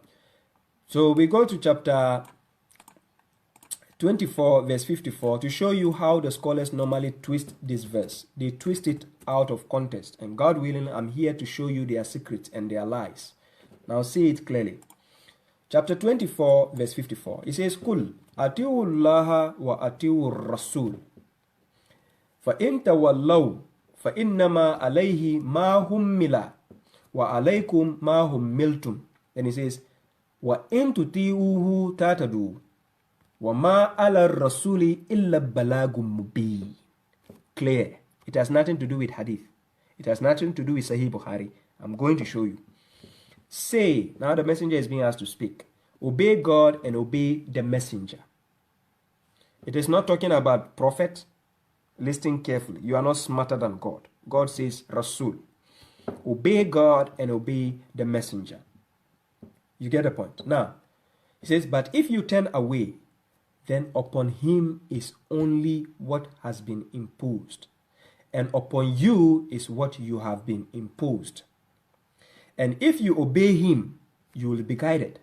And only the clear notification is upon the messenger. Now, the interesting part of this verse now, I want you to understand is, God is now telling the messenger that, but if you turn away, he's telling us, then upon him is only what he has been imposed. And what is the imposement? God has imposed on him. That is to deliver the message. وَمَا عَلَى رَسُولِ إِلَّا الْبَلَاغُ مُبِينٌ. And we've seen the balag is the Quran. He delivered it. Now me and you, our duty is to obey the message. That is when we are obeying the messenger. So if you obey him, you will be guided because he brought the Quran to you. That is the message he's asked to warn you by it and to give it to you. You understand? Now, and only the clear notification is upon the messenger. Checking a message. Yeah, thank you, Mehdi. I've seen your message. Thank you, Jazakallah. Okay. Now, yes. So we can see from this verse, when the scholars want to twist your mind, they will start telling you that, you see, they will quote, وَإِن تُطِيعُوهُ تَهْتَدُوا. Out of some of them, the foolishness they have is, they refuse to see, it's still talking about a messenger. It doesn't say prophet in anywhere in the verse. It's talking about a messenger. And they don't even know the duty of a messenger. وَمَا عَلَى رَسُولِ إِلَّا بَلَاغُ مُبِينٌ. And what is the balag? The Quran, chapter 14, verse 52. هَذَا بَلَاغُ لِلنَّاسِ. So now he has delivered the balag. Yours is just to obey the message of the balag. And this is difficult for the hypocrites and the mushriks. Now, let's move on to the next evidence. When you go to chapter 7, verse 2, this same balag the messenger brought, this is what it entails. Chapter 7, verse 2, Surah Al-A'raf. It says, Kitabun unzila ilayka fala yakun fi sadrika harajun minhum litunzira bihi wa zikra lil mu'minin. It says, a book which we have revealed, a book revealed to you, Muhammad. So let there be no difficulty in your chest, in your bosom. That is haraj from it. Let there be no difficulty. That you may warn by it. He should use the Quran, the book, to warn the people by it. Not to use Sahih Bukhari. And then what? وَذِكْرَى لِلْمُؤْمِنِينَ. And to be a remembrance for the believers. How difficult is this for the sectarians and the hypocrites? Now, apart from that, when you go to chapter 6, verse 19, he says, وَأُوهِيَ إِلَيَّ هَذَا الْقُرْآنِ لِأُنزِرَكُمْ بِهِ وَمَنْ بَلَغَ. Simple. The Quran has been inspired to me in order to warn you by it and whomever it may reach. So if God says, وَإِن تُطِيعُوهُ تَهْتَدُوا وَمَا عَلَى الرَّسُولِ إِلَّا بَلَاغٌ مُبِينٌ, and you are here telling me Sahih Bukhari and the garbages you have, only ignorant people will call such people scholars. Wallahi lazim. Wallahi lazim. Apart from that, let's see the next evidence. We go to chapter 4, verse 59. Again, this verse, the scholars twist it and lie to you. Again. Chapter 4, verse 59. Surah An-Nisa. As all of you can see, I'm losing my energy. The strength is going down because I'm almost 3 hours now. But don't worry, I'll finish the topic on time. Inshallah, there's no problem with that. Chapter 4, verse 59, these scholars, especially the Sunni scholars, they twist this verse. They lie to you. They twist it and bring it to their own context to suit their needs. Let's see what God says. Ya ayyuhallazina amanu atiwu allaha wa atiwu rasul. The Rasul has a definite article, adat tarif. Then he says, wa ulil amr minkum. فَإِن تَنَازَعْتُمْ فِي شَيْءٍ فَرُدُّوهُ إِلَى اللَّهِ وَالرَّسُولِ إِن كُنتُمْ تُؤْمِنُونَ بِاللَّهِ وَالْيَوْمِ الْآخِرِ. Then he says, ذَلِكَ خَيْرٌ وَأَحْسَنُ تَأْوِيلًا. What does it mean? O you who have believed, obey God and obey the messenger. Ulil Amr. Ulil Amr means people in authority. A messenger has given people in authority at this time. Go to chapter 4, verse 83. Go and see the further clarification of what is Ulil Amr. It is at the time of the messenger, he put some people in charge. to guide in terms of security, so that when there is a problem, he has given these people positions so that people can refer the problem to them, then it can be solved. But now God is saying, فَإِن تَنَازَعَتُمْ فِي شَيْءٍ, if you have misunderstanding in anything, he didn't say go to the scholars again. He didn't say go to ulama, go to the ulil amr. No. فَإِن تَنَازَعَتُمْ فِي شَيْءٍ فَرُدُّوهُ إِلَى اللَّهِ وَالرَّسُولِ. Then he stopped there. Now me and you cannot see God if we are arguing. Where can we go and meet God? So فَرُدُّوهُ إِلَى اللَّهِ means God and the messenger. That is the book of God. God is speaking here, the messenger is speaking here. Without the messenger delivering this, me and you cannot get it from God. You get the point? So, فَرُدُّهُ إِلَى اللَّهِ وَالرَّسُولِ. It didn't say one nabi. إِلَى اللَّهِ وَالرَّسُولِ. A messenger delivers a message from God. It's simple as it is.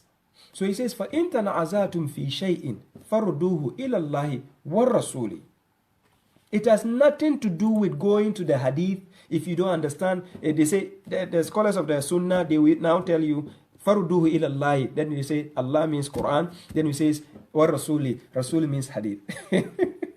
Look at the daycare nursery type of translations, interpretation they are doing. Let me get your scholars.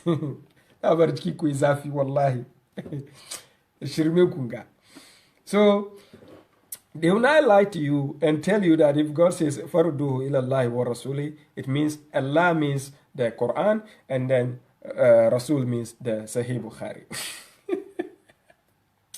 Wallahi, some scholars are not okay. They are not well. So now, let me show you the simple issue here. So when God says that, it means go to chapter 5, verse 101. The simple answer is there. It means go to God and the messenger means come to the Quran. So this is what God says. يا أيها الذين آمنوا لا تسألوا عن أشياء إن تبد لكم تسوكم وإن تسألوا عنها حين ينزل القرآن تبد لكم عفا الله عنها والله غفور حليم. Simple. Oh, you who have believed, or oh, you who believe, do not ask about things if made clear to you will distress you. Because if we are having misunderstanding, فَإِن تَنَعَزَاتُمْ فِي شَيْءٍ, if you are having misunderstanding concerning your religion, and you start asking about matters, stupid questions, you get stupid answers. So God is now telling you as a believer that do not ask about things if made clear to you will distress you. Then he says what? وَإِن تَسْأَلُوا عَنْهَا حِينَ يُنَزَّلُ الْقُرْآنُ تُبْدَ لَكُمْ. But if you ask of it when the Quran was revealed, it shall be made clear to you, because God talks in a simple manner. God does not have to speak too much sentence to explain one thing to you. He just make it simple. It goes. If God never said this is haram, who are you to say it's haram? That is the simplicity of how God speaks. You got the point? So if God says this is haram, this is good, simple, we stop there. We don't argue and say, oh, how come the hadith is saying this? How many books did God give you as a Muslim? Hypocrites. ما لكم كيف تحكمون أم لكم كتاب فيه تدرسون إن لكم فيه لما تخيرون. How do you do your judgment? How do you judge? Do you have another book where you study apart from the Quran that God gave you? In that book, do you find whatever you want? In the Sahih Bukhari and the Sahih Muslim, do you find whatever you want? It's because you cannot find whatever you want in Sahih Bukhari, you went to Sahih Muslim. It's because you don't find whatever you want in Sahih Muslim, you went to Jami at-Tirmidhi. Because you don't find whatever you want, you went to Abu Dawood. And you keep fooling yourself over and over. Keep on going. Cross my path. You call yourself a scholar of the sectarians, Shia, Sunni. Well, let me see you one-on-one on the dialogue. Wallahi lazim. So now we go back to chapter 4, verse 59. So he says, فَإِن تَنَازَعْتُمْ فِي شَيْءٍ فَرُدُّوهُ إِلَى اللَّهِ وَرَسُولِهِ. So going back to the God and the messenger is the Quran. Simple. It stops there. Nothing else. Then he says, if you should believe in God and the last day. The reason why God used the word, if you should believe in God and the last day, because according to chapter 2, verse 8, وَمِنَ النَّاسِ مَنْ يَقُولُ آمَنَّا بِاللَّهِ وَبِالْيَوْمِ الْآخِرِ وَمَا هُمْ بِمُؤْمِنِينَ. Among the people are those who say we believe in God and the last day, but they are lying. They are not believers. Believing is by actions. Ismail Ibrahim Agan Kasalam. Believing in God And the last day is by your actions, not by your verbal statements. According to chapter 12 of verse 106, God says most of the people who believe in God do not do so without doing shirkah. So most of the people you see on earth who claim they are Sunni, Shia, Muslim, they are mushriks.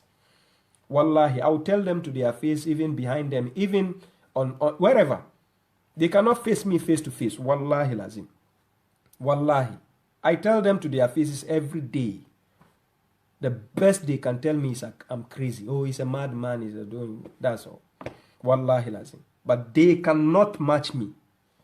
Wallahi, because I'm telling you the truth and nothing but the truth. I will not come and sit here and say, oh, according to my understanding or my opinion or the ulama or Imam Hanbali, Imam Maliki, Shafi, this is all jumbles or garbages they keep telling you. Who even told you this Imam Malik and Hanbali existed? Who? Who told you that? Now, let's go on. We are almost bringing the topic to an end, so I need to skip up now. So the reason of obeying God and the messenger is simple. When you go to chapter 4 verse 80, this has been explained simply by God. This is what God says. He says, Man yuti'ir rasula faqad ata Allah, wa man tawalla fama arsalnaka alayhim hafiza. Whoever obeys the messenger is what? Obeying God, has obeyed God. You get the point? Because you cannot see God face to face. According to chapter 6 verse 103, we cannot see God with your eyes. You cannot talk to God directly face to face. You get the point? So you can only communicate to God through the message he has given you. That's the Quran. And the messenger brought it. So whoever obeys the messenger is obeying God. You get the point? This is how it goes. It didn't say man yuti in nabiyya. It's not talking about the prophet here. An ignorant person will not understand the concept of what I'm trying to say. Muhammad as a human being had two assignments from God. He was a prophet of God and a messenger of God. So God speaks to him according to the two duties he has given him. Just like I can be a teacher and a police officer at the same time. When I'm on a teacher duty at the school, I teach the students. When I come home, I'm a police officer. I'm acting as a police. So I have to do the police duty. This is difficult for the ignorant scholars out there to understand. You get the point? So they will just say Atiullah, Atiur Rasul, and then they will twist your mind and start talking about the prophet. They don't know the difference. And this is what I'm here to enlighten you over. Be cautious when you are listening to the scholars. Whenever God says Atiullah wa Atiur Rasul, and you catch any scholar saying An-Nabi, stop him. Tell him, man, God says Rasul. Why are you saying Nabi? He will tell you, oh, come on, it's the same thing. Which school did you go? Seriously. Or which academics do you have? Which tells you that a prophet and a messenger, the word prophet is the same as the word messenger? Seriously? Now, what was the messenger giving? Only the Quran and nothing else. I give you the evidence. Chapter 6, verse 115. The message God gave to Muhammad is only in the Quran, not outside the Quran and nowhere else. Let's see the evidence. وَتَمَّتْ كَلِمَةُ رَبِّكَ صِدْقًا وَعَدْلًا لَا مُبَدِّلَ لِكَلِمَاتِهِ وَهُوَ السَّمِيعُ الْعَلِيمُ.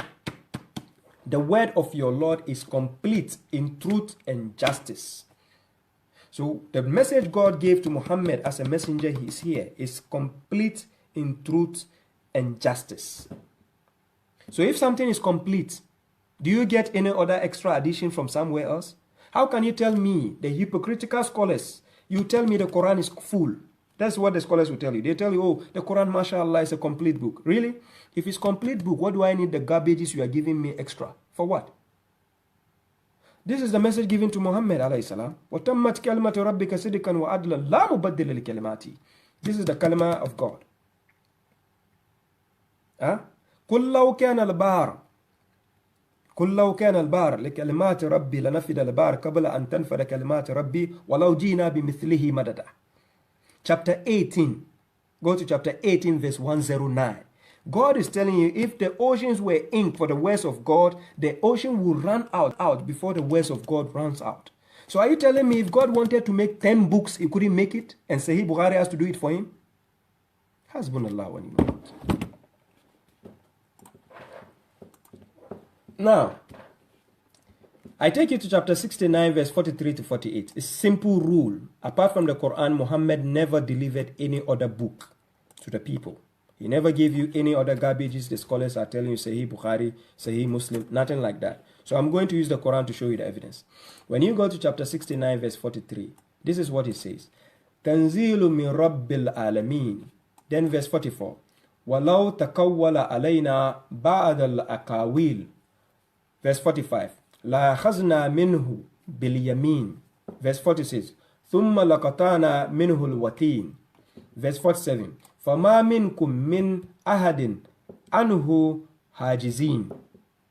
Then verse 48. Wa innahu latazkiratun lil muttaqin. Simple. Now let's see the meaning of the verses I just read. It says, a revelation from the Lord of the worlds. And if he, Muhammad, had fabricated some of the sayings about us, listen carefully, God gave him a complete word here. The word of your Lord is complete in truth and justice. That's the Quran. Maybe some people will know that the Quran is the complete word God gave to Muhammad. So I take you to chapter 10, verse 37 before I come back so that you can understand. Chapter 10, verse 37 says, وَمَا كَانَ هَذَا الْقُرْآنَ أَنْ يُفْتَرَى مِنْ دُونِ اللَّهِ وَلَكِنْ تَصْدِيقَ الَّذِي بَيْنَ يَدَيْهِ وَتَفْصِيلَ الْكِتَابِ لَا رَيْبَ فِيهِ مِنْ رَبِّ الْعَالَمِينَ. And this is not the Quran that could be invented by other than God. However, it is a confirmation of what was before it and an elaboration of the book. There is no doubt therein from the Lord of the worlds. So a complete book by God, the Quran, given to Muhammad. Now, good. Now let's go back to the verses I was reading previously. That is in chapter 69, verse 43 to verse 48. A revelation from the Lord of the worlds. That is the Quran. You can see. Then God says, and if he, Muhammad, had fabricated some of the sayings about us, just like they fabricate Sahih Bukhari, Sahih Muslim is full of fabrication, lies. There is no one single hadith, wallahi al-azim, which comes from Muhammad, from the Sahih Bukhari or Sahih Muslim. I will give you the evidences today. There is no rush. Then God says, we will have seized him by the right hand. After God giving you a complete book, you tell me Muhammad will form garbages and give it to you again. Right? Then God says, then we will have cut the altar out of him. When we say altar, it is a kind of vein under the heart side. Normally people get cardiac arrest and all that, and this altar is connected to the heart. It pumps blood to the heart. And when this thing is cut off, there's no way you can survive. Before doctors open your chest, you are dead. So God says, then we will have cut the altar from him, and no one among you could have prevented for him. And indeed, it is a reminder for the pious. Just like it tells you in chapter 2, verse 2, ذَلِكَ الْكِتَابُ لَا رَيْبَ فِيهِ هُدًى لِلْمُتَّقِينَ. The pious, they are the only ones who will take this guidance of the book. We go on. So according to chapter 4, verse 64, this is what God says concerning a messenger. وَمَا أَرْسَلْنَا مِن رَسُولٍ إِلَّا لِيُطَاعَ بِإِذْنِ اللَّهِ. We did not send any messenger except to be obeyed by the permission of God. Or we do not send a messenger except to be obeyed by the permission of God. That's why it says, مَنْ يُطِعِ الرَّسُولَ فَقَدْ أَطَاعَ اللَّهِ. So it's not about obeying somebody's wishes or hearsays again. Because if you are following anything from the hadith the scholars give you, it means you are following Sahih Bukhari. And since when did God say Sahih Bukhari is a messenger? Now, according to the so-called hadith, they are telling you that the Prophet knows Ghaib. He told you about Imam Mahdi, Dajjal, and whatever garbage they are lying to you. They are all lies. Now, let's assume it's true. Whatever they are telling you that the Muhammad can see the future, he can see the Ghaib, right? So are you telling me that Prophet Muhammad, according to the hadith, he can see the Ghaib and know Dajjal is coming, Imam Mahdi is coming, Jesus is coming, and couldn't see that Sahih Bukhari will be writing hadith for him? You get the point? This same Muhammad they have, the fake Muhammad they have in the Sahih Bukhari, the hadith, he could see that Dajjal is coming, Imam Mahdi is coming, Jesus is coming, which is a lie. Jesus is never coming back. There's no verse in the Quran which says Jesus is coming back again to this earth. It's gone, dead and gone. So if Muhammad, according to the hadith, can see all this, he couldn't foresee that Sahih Bukhari, somebody called Sahih Bukhari, is coming in the future to be writing hadith concerning him. Hasbunallah wa ni'mal wakil. Left out. So now, when you go to the Quran, Noah was sent as a messenger to his people. So I'm going to show you some of the evidences concerning those ones. Noah was sent as a messenger to his people, and so was other messengers. So when you go to chapter 26, verse 106 to 108, it says, when their brother Noah said to them, will you not be pious? Indeed, I am an honest messenger to you. So beware of God and obey me. Obeying the person as a messenger is not you are obeying his personal life. You are obeying God because God gave him a message to bring to you. Similarly, Hud, messenger Hud, chapter 26, verse 124 to 126. Similarly, that is Salih, that is Shelah, chapter 26, verse 142 to 144. Then Lut, as a messenger, chapter 26, verse 161 to 163. Then Shu'aib, Nabi Shu'aib, chapter 26, verse 177 to 179. He was also sent as a messenger. So remember, as I started, some messengers have the duty of a prophet and a messengership. Every prophet can be a messenger, but not every messenger is a prophet. I gave you the evidence when you start from the video if you have time later, inshallah. So now I'm in 3 hours and I'm almost coming to an end. Let me try to skip up and bring this topic to an end. So when you go to chapter 24, verse 51, this is what God says to the believers.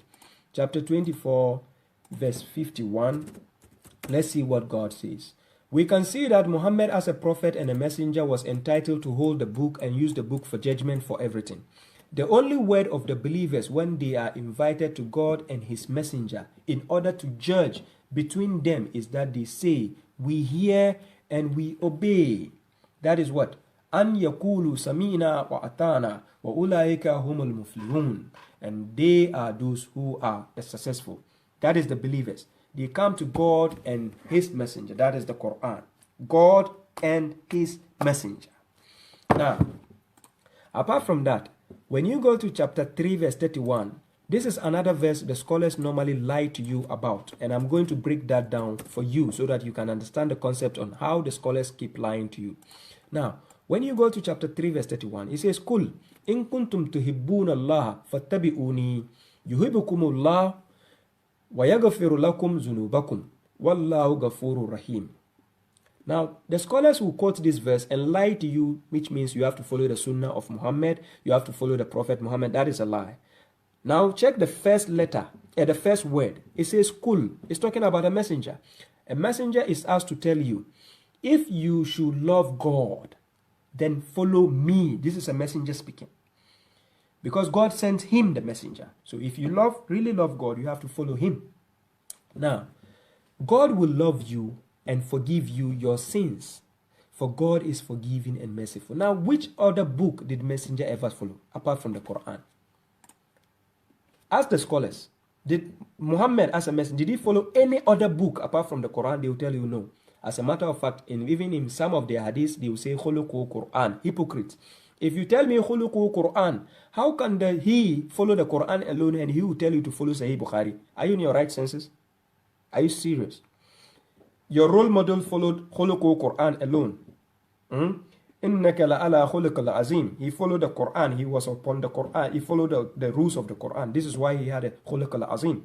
Similarly, when you go to chapter 22, verse 67, because he was following the guidance of the Quran, you go to that, it says, Innaka la'ala hudan mustaqim, because he was on a straight guidance as well. Just like he told him in chapter 68, verse 4, Innaka la'ala khuluqal azim. Now, it doesn't mean the Prophet himself had that character. No, he was following that character. This is why God used the word la'ala khuluqal azim, la'ala hudan mustaqim. Chapter 22, verse 67. Because the Quran confirms this simply in chapter 6, verse 161. Kul innani hadani rabbi ila siratin mustaqim. Mustaqim. Because he was on a straight guidance as well. Just like he told him in chapter 68, verse 4. Innaka la'ala khuluqal azim. Now, it doesn't mean the Prophet himself had that character. No, He was following that character. This is why God used the word la'ala khuluqal azim, la'ala hudan mustaqim. Chapter 22, verse 67. Because the Quran confirms this simply in chapter 6, verse 161. Qul innani hadani rabbi ila siratin mustaqim dinan kiyaman millata Ibrahim hanifa wa ma kana min al-mushrikeen. How can this man be better than Abraham? Are you in your right senses? A man is telling you that indeed my Lord has guided me to a straight path. Yeah? An upright religion, that is a way of life. Then he says the creed of Abraham. Millata Ibrahim Hanifa, the correct religion, the orthodox religion that God has set forth. And Abraham was the number one prophet. I already gave you the evidence. Chapter 38, verse 45 to verse 48. Evidence is there. Abraham is exceptional. Chapter 2, verse 130. وَمَنْ يَرْغَبُ أَنْ مِلَّةِ إِبْرَاهِيمَ إِلَّا مَنْ سَفِيَ نَفْسَهُ. You get the point. So Muhammad was following an exceptional character from the Quran. So whenever a person is following the Quran, is following an exceptional character. And this is why God told him, إِنَّكَ لَعَلَى خُلُقِ الْعَظِيمِ إِنَّكَ لَعَلَى هُدًى مُسْتَقِيمٍ. That is the point. Now, when we go back to explain the point, you following messengers doesn't mean you are following the personal opinion of a messenger. So he says, وَإِن كُنْتُمْ تُحِبُّونَ اللَّهَ فَاتَّبِعُونِي. Doesn't mean you are following his sunnah. Now listen carefully. He doesn't have a sunnah. He himself is following the sunnah Allah. Chapter 33, verse 38. Go and check. Now, when you go to chapter 36, verse 21, this is the duty of people, the type of people you need to follow. And when you are following them, doesn't mean you are following something personal about them. They are following a guidance of God. So you are now following what they are following. It means you are all following God. Chapter 36, verse 21 says, ittabi'u ma man la yas'alukum ajran wa hum muhtadun. Follow those who do not ask you for a wage while they are guided. Now, let me show you something. The scholars you are always following, they are always asking you for salaries. Most of them don't have their personal jobs, and they ask you for payment. To pay them, and say, Jamal, give me some collection to come and preach to you, to come and do this. You pay them. Even imams are getting paid. It's business. Just like pastors are getting paid. They are joking with your minds, if you don't know. You get the point. Now, I'm doing this. I lecture you. I don't need you to pay me anything. I have my own money. I do my own job. I buy my own bundle. I will use my internet. All I need is I have to do jihad. This is jihad. I'm dedicating my time, 3 hours where I'm supposed to be talking to my kids or my family. I dedicate to lecture people because this is jihad. And this is one of the jihads God says you should do with your nafs. If you go to chapter 61, you go to verse... if I'm right, you go to chapter 61, you go to verse 10 to verse 11. Let's see what God says concerning doing jihad with yourself. He says what? Ya ayyuhallazina amanu al adullukum ala tijaratin tunjikum min azaban alim tu'minuna billahi wa rasulihi wa tujahiduna fi sabilillahi bi amwalikum wa anfusikum zalikum khairul lakum in kuntum ta'lamun. He says, "O you who have believed, shall I direct you to what business that will save you from the painful punishment." Then it goes, verse 11, "Believe in God and his messenger and struggle in the way of God with your wealth and your lives," that is your souls. "Zalikum khairul lakum in kuntum ta'lamun," and that is better for you if you should know. You get the point? So whatever you see me doing is jihad, because I'm putting even my life on the line to tell the truth. Because do you know how much hatred you get when you are a speaker of the truth? People hate you. And so far, for the past 9 years, God has enlightened me. God has given me power and strength and authority. There's no scholar or people I fear concerning the religion of God. Yes. After God perfecting it for us, Al-Yawma akmaltu lakum dinakum wa atmamtu alaykum ni'mati wa raditu lakum Islam ad-dina. Then I see people fooling themselves, and you expect me to sit down and watch? I'll just speak out. The intelligent ones will take the benefit from it and follow it. That is the point. Now, let's go on. And then we go to chapter 14, verse 44. Chapter 14, verse 44. Let's see when you are asked to follow messengers. It doesn't mean you are following their personal opinions. No, you are actually following God, because the messenger follows God himself. And I'm talking about messenger, not a prophet. So he says, and warn the people of a day the punishment will come to them. Then those who transgress will say, our Lord, delay us to a nearby time. We will answer your call, invitation, and follow the messengers. You see, the rusula is in plural form, messengers. Or have you not been swearing before that there will be no cessation for you? That is in the past. In the judgment day, people will lament like this. Now, let's go on. Now, when you go to chapter 33, verse 21, where he says, لَقَدْ كَانَ لَكُمْ فِي رَسُولِ اللَّهِ أُسْوَةٌ حَسَنَةٌ, that is chapter 33, verse 21. Let's see what God says concerning the example the messenger has set as a good example for us to follow. Now, when you go in that chapter, and you go to that verse, it says, there has certainly been a good pattern for you in the messenger of God. Not the prophet of God. No, I'm not saying the prophet is bad. But the prophet has his own personal life. He lived like an Arab in his time. He dressed like an Arab. That is not what you are supposed to take as an example. Whether he married 100 wives, that has nothing to do with you. That is his personal life. We are talking about the messenger acting on a duty of the messengership.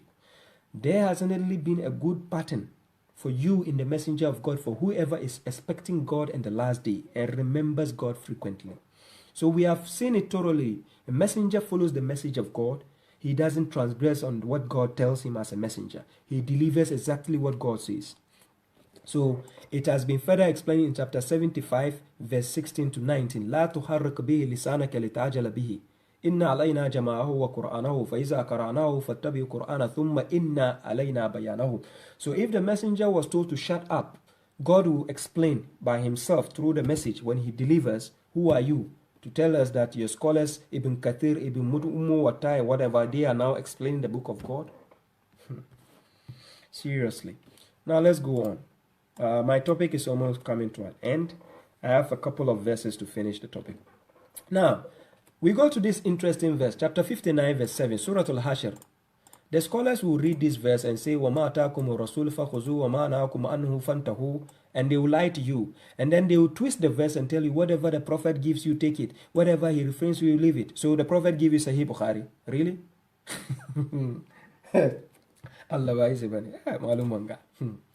So the prophet, the messenger gave you Sahih Bukhari to follow. Seriously. Under the border.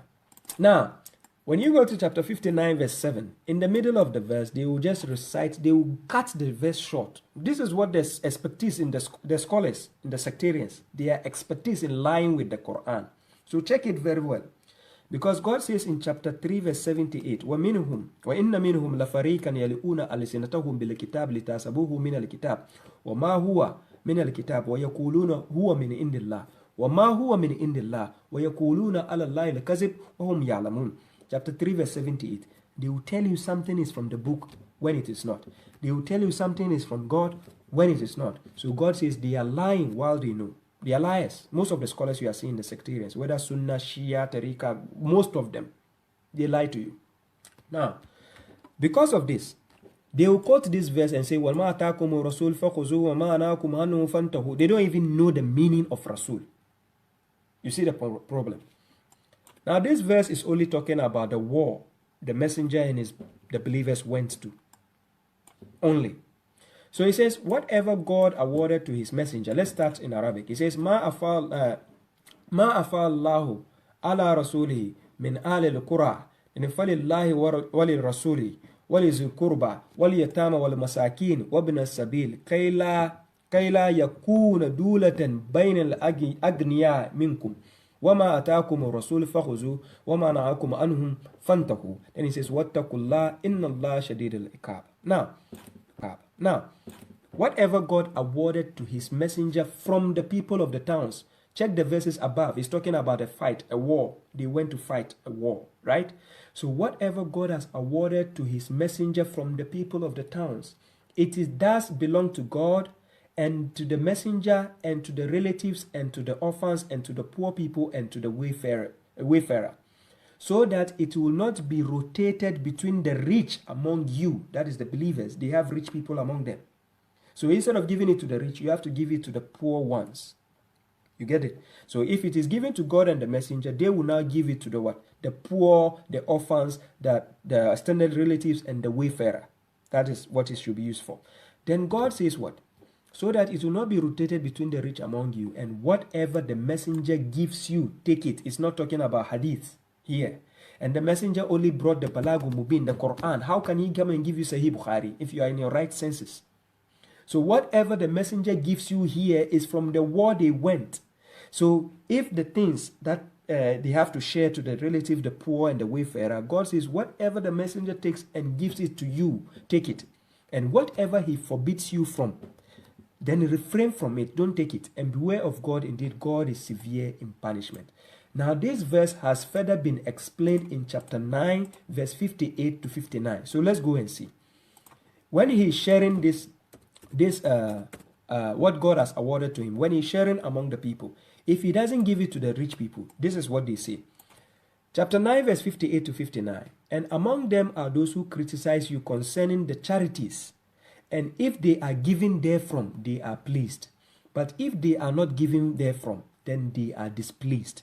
Then verse 59. And if only they had been pleased with what God and his messenger gave them, and said, God is sufficient for us, God will give us from his favor, and so will his messenger. Indeed, we are wishing to God. Matters will be simple. You get the point? It has nothing to do with Sahih Bukhari that وَمَا أَتَاكُمُ الرَّسُولُ فَخُذُوهُ, which means the Prophet have given you hadith, Sahih Bukhari, you have to take it. وَمَا نَهَاكُمْ عَنْهُ, he says don't follow the Quran alone, so you have to. Oh, come on, scholars. Who taught you this rubbish? Who?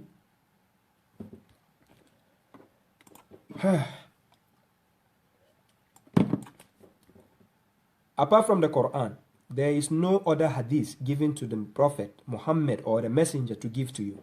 So let's see the evidence. Chapter 45 verse 6 is simple.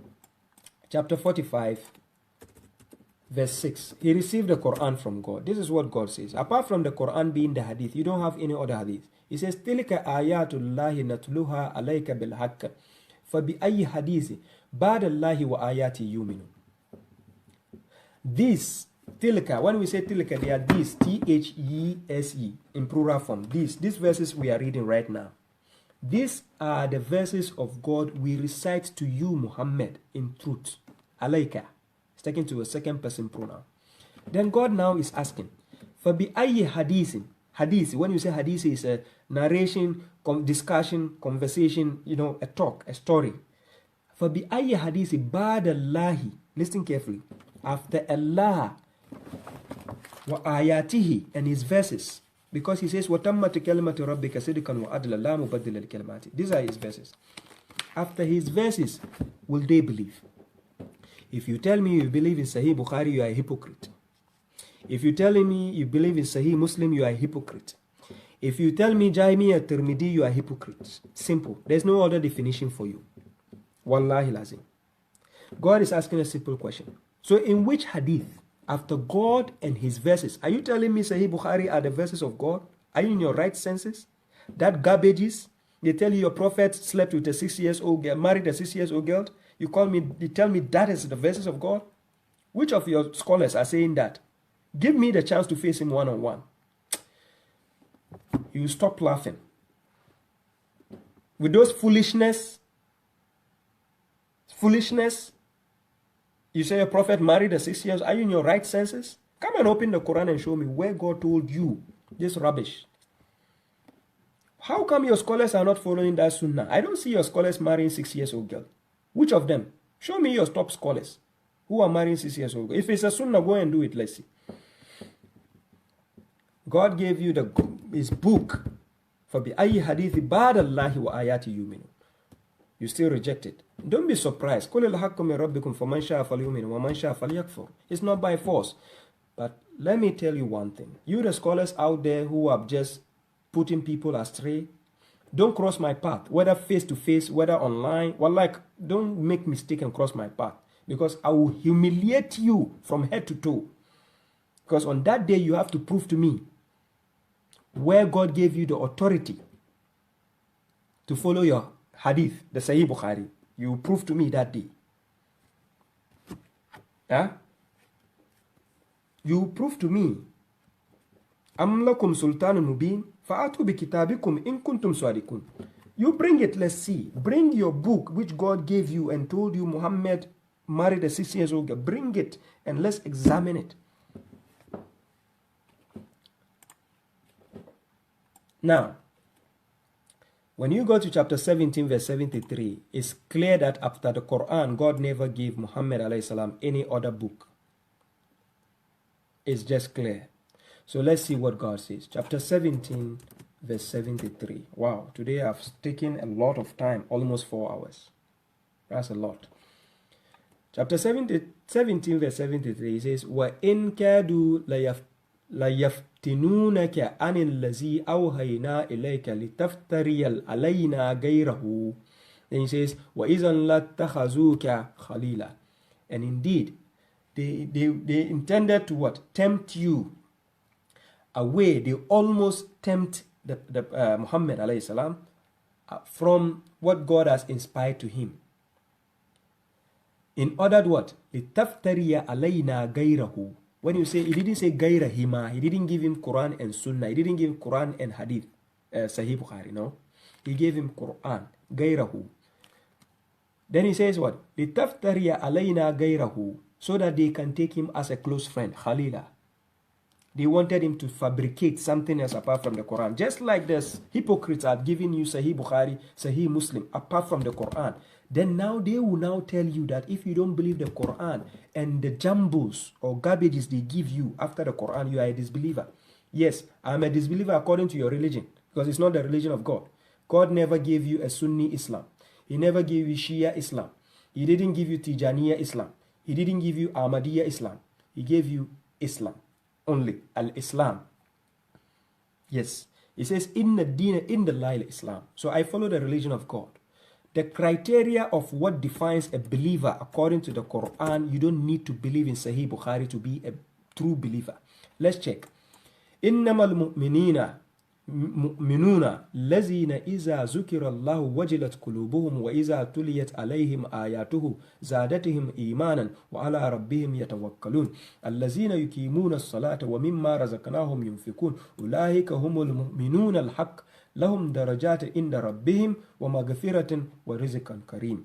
Chapter 8 verse 2 to verse 4. Go and check the criteria of a true believer.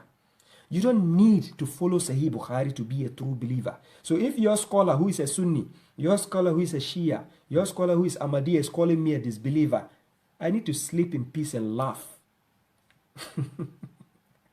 Because he needs the approval of Sahih Bukhari, and a person they even claim is an or a Persian who the Prophet has no idea who that imposter is. And you even give him Imam. A title of Imam.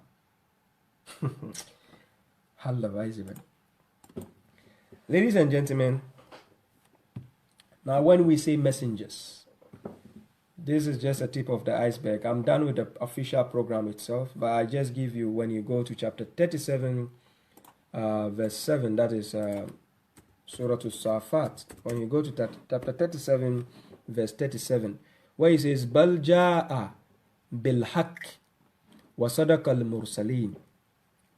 He says the Prophet has, in fact, the Prophet has brought the truth. Muhammad, because he was given the Quran as a prophet and he delivered it as a messenger, right? He has brought the truth and confirmed the Mursaleen, that is the messengers. After Muhammad as a messenger, messengers will come. I know some people will be shocked. They'll be like, this guy is saying prophet will come. You see how ignorant they become. The Prophet have the scholars have brainwashed them so much that when you say Rasul, they think you are saying Nabi. When you say Nabi, they say you are saying Rasul. They don't know the difference. So messengers will come after Muhammad alayhi salam, after him. So I'm going to show you the evidence before I bring this topic to an end. So let's go and check the evidences. But before I go that, give me a second. I think I have a message from my family.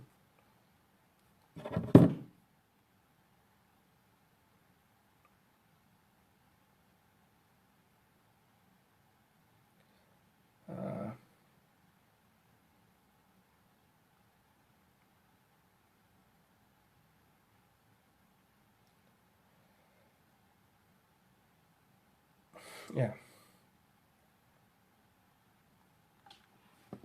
Good.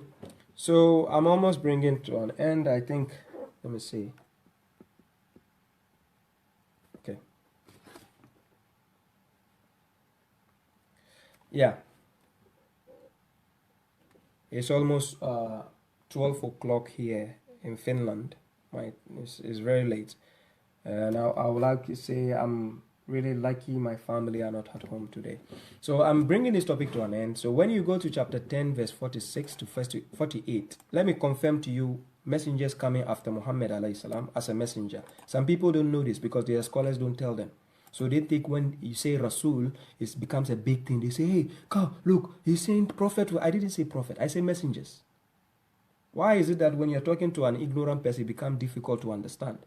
I said messengers will be coming. I didn't say prophets. Your scholars don't tell you the truth, that there's a difference between a prophet and a messenger. So now, chapter 10, verse 46 to verse 48. Let's see, it's simple. Messengers will be coming, but this messengership duty is different from the one prophets comes as messengers. There's a difference. So I'm going to show you. Chapter 10, verse 46 to 48. It says, وَإِمَّا نُرِيَنَّكَ بَعْدَ الَّذِينَ إِدْهُمْ أَوْ نَتَوَفَّيَنَّكَ فَإِلَيْنَا مَرْجِعُهُمْ ثُمَّ اللَّهُ شَهِيدٌ عَلَى مَا يَفْعَلُونَ. Then he says what? وَلِكُلِّ أُمَّةٍ رَسُولٌ فَإِذَا جَاءَ رَسُولُهُمْ قُضِيَ بَيْنَهُمْ بِالْقِسْطِ وَهُمْ لَا يُظْلَمُونَ. Then he says, وَيَقُولُونَ مَتَى هَذَا الْوَعْدُ إِن كُنتُمْ صَادِقِينَ. This is what they ask. Now, if you want to understand the concept of these three verses, and whether we show you, Muhammad alayhi salam, as a messenger, some of what we promised them, because whatever God promised the people came from Muhammad as a messenger, he told the people, right? Now, or cause you to die, whether he dies, thus to us is their return. God will bring everyone to him. Then he says, then God is a witness to what they do. Not Muhammad again, because after Muhammad is dead as a witness, as a prophet, chapter 33, verse 45, Ya ayyuhan Nabi, we have sent you as a witness and a missionary and a warner to your people, right? So he was a witness among them. So after he dies, he cannot witness whatever is happening after him. You get the point? So some foolish ones among the people will now tell you that Muhammad is our witness. Are you kidding me? You even at home, your parents are outside doing something. They didn't even see what you are doing in the room. How can they bear witness to what you are doing? And now Muhammad, who has died 1,000 years ago, he should come and witness you now. Using Wi-Fi mobile phone, he should come and witness you reading the Quran on the tablet. How can he be your witness? No. God is the one witnessing of what we do, not Muhammad. So now I'm going to show you the classification of the messengers coming after Muhammad alayhi salam. Then the verse 47 says, and for every nation is a messenger. Before Muhammad came, every nation was receiving messengers already. Now he is gone, every nation will still receive messenger, not prophet. Still, please listen to me carefully. I'm not saying prophet. Nabi is different title. I'm saying Rasul will still come. And I'm proving to you from the book of God. Unless you don't believe, then that's your problem. And for every nation is a Rasul. So listen carefully. So when their messenger comes, it will be settled between them in justice. And they will not be wronged. Now the people are telling the messenger, Muhammad, this is what they ask him. And they say, when is this promise if you should be truthful? Now, when we say promise, are we talking about the past? Or are we talking about the future? The verses started from verse 46 and told you, the Muhammad, that whether you die or whether you see what we promised them, to us is their return, and God will be the witness. So God is now witnessing whatever is happening on earth. Then God told him again, for every nation, that is after you are dead, for every nation is a messenger, not a prophet, a messenger. A messenger is somebody who confirms what God already brought as a book. Good. And they say, when is this promise, if you should remove? وَيَقُولُونَ مَتَى هَذَا الْوَعْدُ إِن كُنتُمْ صَادِقِينَ. So now this is the prophecy of messengers coming to every nation. So to further explain this part to you, when you go to chapter 16 verse 89, to understand that Muhammad was among the Arabs as a witness, and he will bear witness against the Arabs at this time, not the Arabs of this time. The Arabs of this time also have messengers telling them what God says from the Quran, but they don't like it, they hate it. Similarly, they will stand in front of God to be judged with the people. So when you go to chapter 16 verse 89, this is what God told Muhammad as a messenger with his people. وَيَوْمَ نَبَعَثُ فِي كُلِّ أُمَّةٍ شَهِيدًا عَلَيْهِمْ مِنْ أَنفُسِهِمْ وَجِئْنَا بِكَ شَهِيدًا عَلَى هَؤُلَاءِ. When we say هَؤُلَاءِ, this, something which you can see around you. هَؤُلَاءِ, your people, this, not ulaika. Ulaika is those. هَؤُلَاءِ is this, that is his people, who he can see. Then God says, وَنَزَّلْنَا عَلَيْكَ الْكِتَابَ تِبِيَانًا لِكُلِّ شَيْءٍ وَهُدًى وَرَحْمَةً وَبِشْرَى لِلْمُسْلِمِينَ. You get the point? So God says, and the day when we will raise among every nation a witness from themselves over against them, and we will bring you as a witness over these, that is his people, the Arabs at the time, not Arabs of this time. Listen carefully. And we have revealed to you the book as a clarification for all things. وَنَزَّلْنَا عَلَيْكَ الْكِتَابَ تِبِيَانًا لِكُلِّ شَيْءٍ. The book is already a clarification for all things. Don't let any scholar tell you the Quran doesn't explain to you how to do 5-time prayer. If there is no 5 prayers in the Quran, then which God gave you? That 5 prayers you are doing, who gave it to you? If it's not in the Quran. And if it's not in the Quran, how many books did God give you as a Muslim? You don't study, so how can you know? You keep following what your scholars tell you. Just because you have been doing something for 1,000 years doesn't mean you are doing the right thing. Look, most Christians are worshipping Jesus before Muhammad alayhi salam came. Muhammad alayhi salam is gone. Most Christians are still worshipping Jesus. It doesn't mean because they have been doing it for over 2,000 years doesn't mean they are doing the right thing. You just need to study, check. The book of Isaiah in the Bible says, for lack of knowledge, my people perish. You don't study, you don't know. So you are basing your whatever you are doing in ignorance. Now, so we can see, okay, Ragas, I've seen the message. So we can see that he will raise a witness among every nation, every ummah, a witness. Now, check the witness. Muhammad will come in front of God on the day of judgment, what he will tell God. I'm going to show you from the Quran. Chapter 25, verse 30. Check what he will tell God in front of God.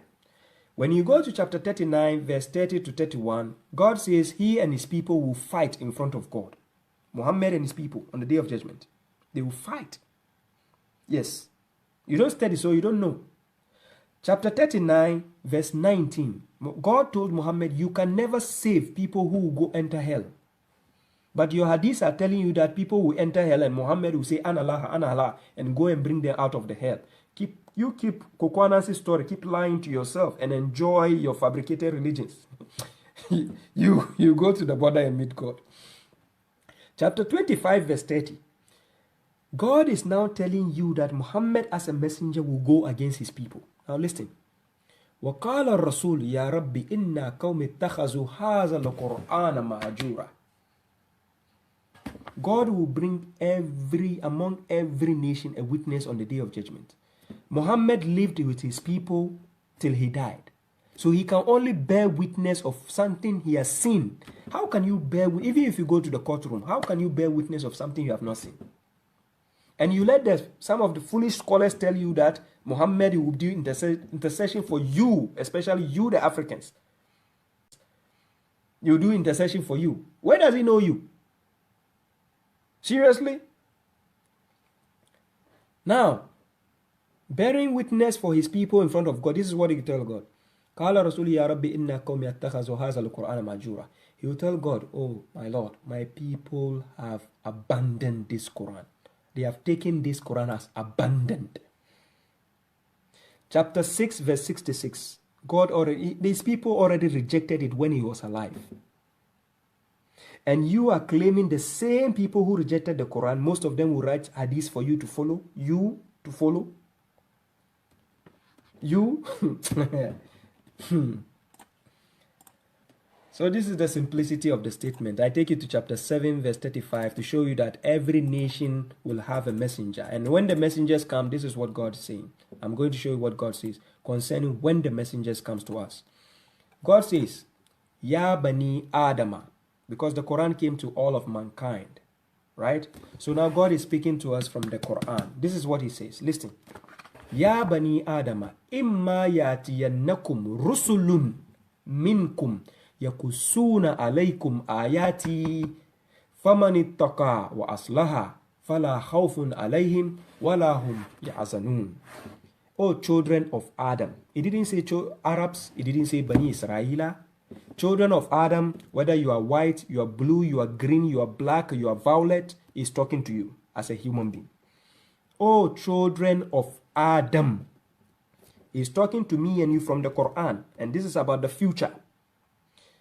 That is at the time of Muhammad, because he received the Quran. Now listen what God says. If messengers, he didn't say messenger, because chapter 10 verse 47 tells you every nation will receive a messenger. If messengers among you come to you, narrating my verses to you, this is the duty of the messengers to come after Muhammad. It's not they are coming to do any other thing exceptional. Like what I'm doing, I'm just reciting the verses of God. I don't add any jumbles of garbages to tell you. It's your choice. After reading, reciting to you, if you want to take it, fine. You don't want, it's your choice. If messengers come to you narrating my verses to you, then whoever becomes pious and reforms, there will be no fear upon them, nor will they grieve. It's as simple as that. It's as simple as that. Messengers will keep coming till the day of judgment, but it doesn't mean they are coming as prophets. No. A prophet is the one who is given a book and then he is sent as a messenger to give it to the people. But a messenger comes to confirm what is already there. The Quran will be there. Then I will take it and confirm and tell you what is here. Then you choose to follow it or don't follow it. Simple. This is the duty of the messengers to come for every nation.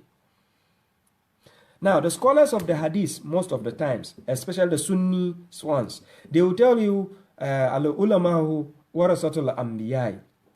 They said the ulama, the scholars, are the inheritors of the prophet. That is a lie. A scholar is not the inheritor of a prophet. Because if I'm inheriting you, if I'm inheriting somebody, and they are using iPhone 7, and when they die, I will take the same iPhone 7 and use it. So if you tell me scholars are the one inheriting prophet, which means when a prophet dies, whoever inherits him must become a prophet. You get the point? Just like Zechariah, when he prayed to God to give him a son, the next son he got became a prophet because Zechariah himself was a prophet. So when he got Yahya, the Yahya became a prophet too.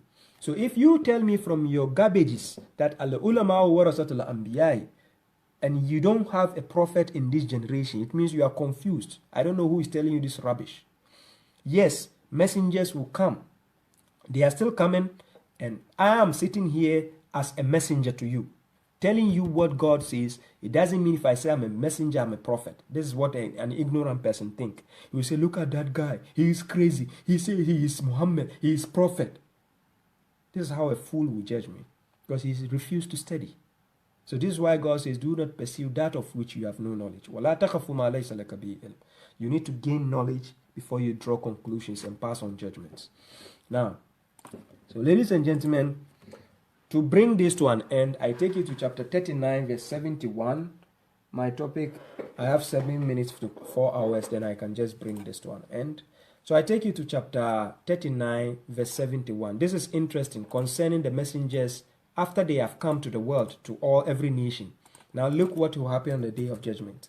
chapter 39, verse 71. Let's see the duties of the messengers when they come after.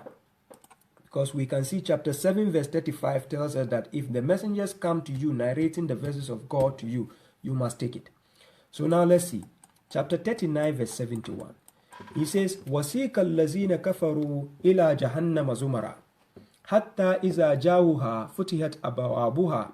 Then he says, وَقَالَ لَهُمْ خَزَنَتُهَا أَلَمْ يَأْتِكُمْ رُسُلٌ مِّنكُمْ يَتْلُونَ عَلَيْكُمْ آيَاتِ رَبِّكُمْ وَيُنذِرُونَكُمْ لِقَاءَ يَوْمِكُمْ هَذَا. Then he says what? قَالُوا بَلَى وَلَكِنْ حَقَّتْ كَلِمَةُ الْعَذَابِ عَلَى الْكَافِرِينَ. And those who disbelieve will be driven to hell in groups until when they reach it, its gates will be opened and its keepers will say to them, did messengers, listen carefully, they will not say did messenger, no, did messengers, because it's a continuous process. God will still be sending messengers to the day of judgment. So he will say, did messengers not come to you among you? You can see, among you, reciting the verses of your Lord to you, not reciting Sahih Bukhari to you, and warning you of this your day of meeting. They, the transgressors, will say indeed, but the word of punishment has been imposed on the disbelievers. So at that time they failed. You get it? So now I'm almost reaching to the end of the video because Facebook is notifying me that I have 3 minutes to end this video, because I think 4 hours is the maximum. So similarly, when you go to chapter 23, Surah Al-Mu'min, verse 105, it says, Alam takun ayati tutla alaykum fakuntu biha tukazzibun. God is saying, were not my verses recited to you and then you used to deny them? The day of judgment, this is what God will tell them. Weren't my verses being recited to you and you used to reject them? Yes. You reject the verses of God, but when Sahih Bukhari tells you something, you believe. You go to that God and meet him. And on that day, you believe what the scholars are telling you, that you are in the grave. The angel will come and says, Man Rabbuka, Ma Dinika, Man Kitabaka, Man Nabiyika. And you are telling him, when the angel asks you, Ma Kitabaka, you will say Quran, hypocrite. When you are in the world, you are following Quran as Sahih Bukhari, but you are going to the angel and say, the book, Ma Kitabaka, you say Quran, hypocrite.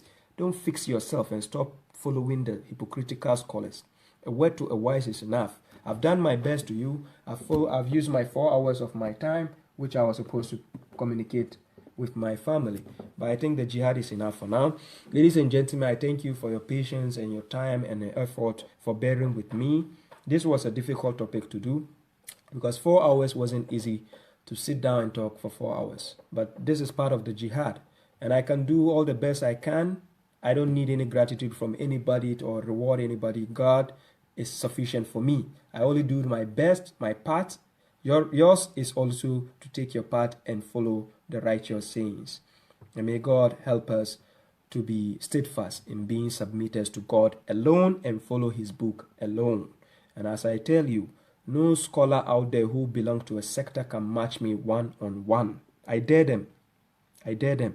4 hours lectures of the Quran alone. And I can give you all the I can keep going on and on and on. And I remind you again, this is the copy of the Quran, the great Quran, which is translated by me, which it took me 6 years, and also with the help of some intelligence friends of mine who helped to cross-check and check for errors. May God bless them for their efforts. And it's there available in a booklet form. It's a translation and the transliteration, everything intact, word for word translation.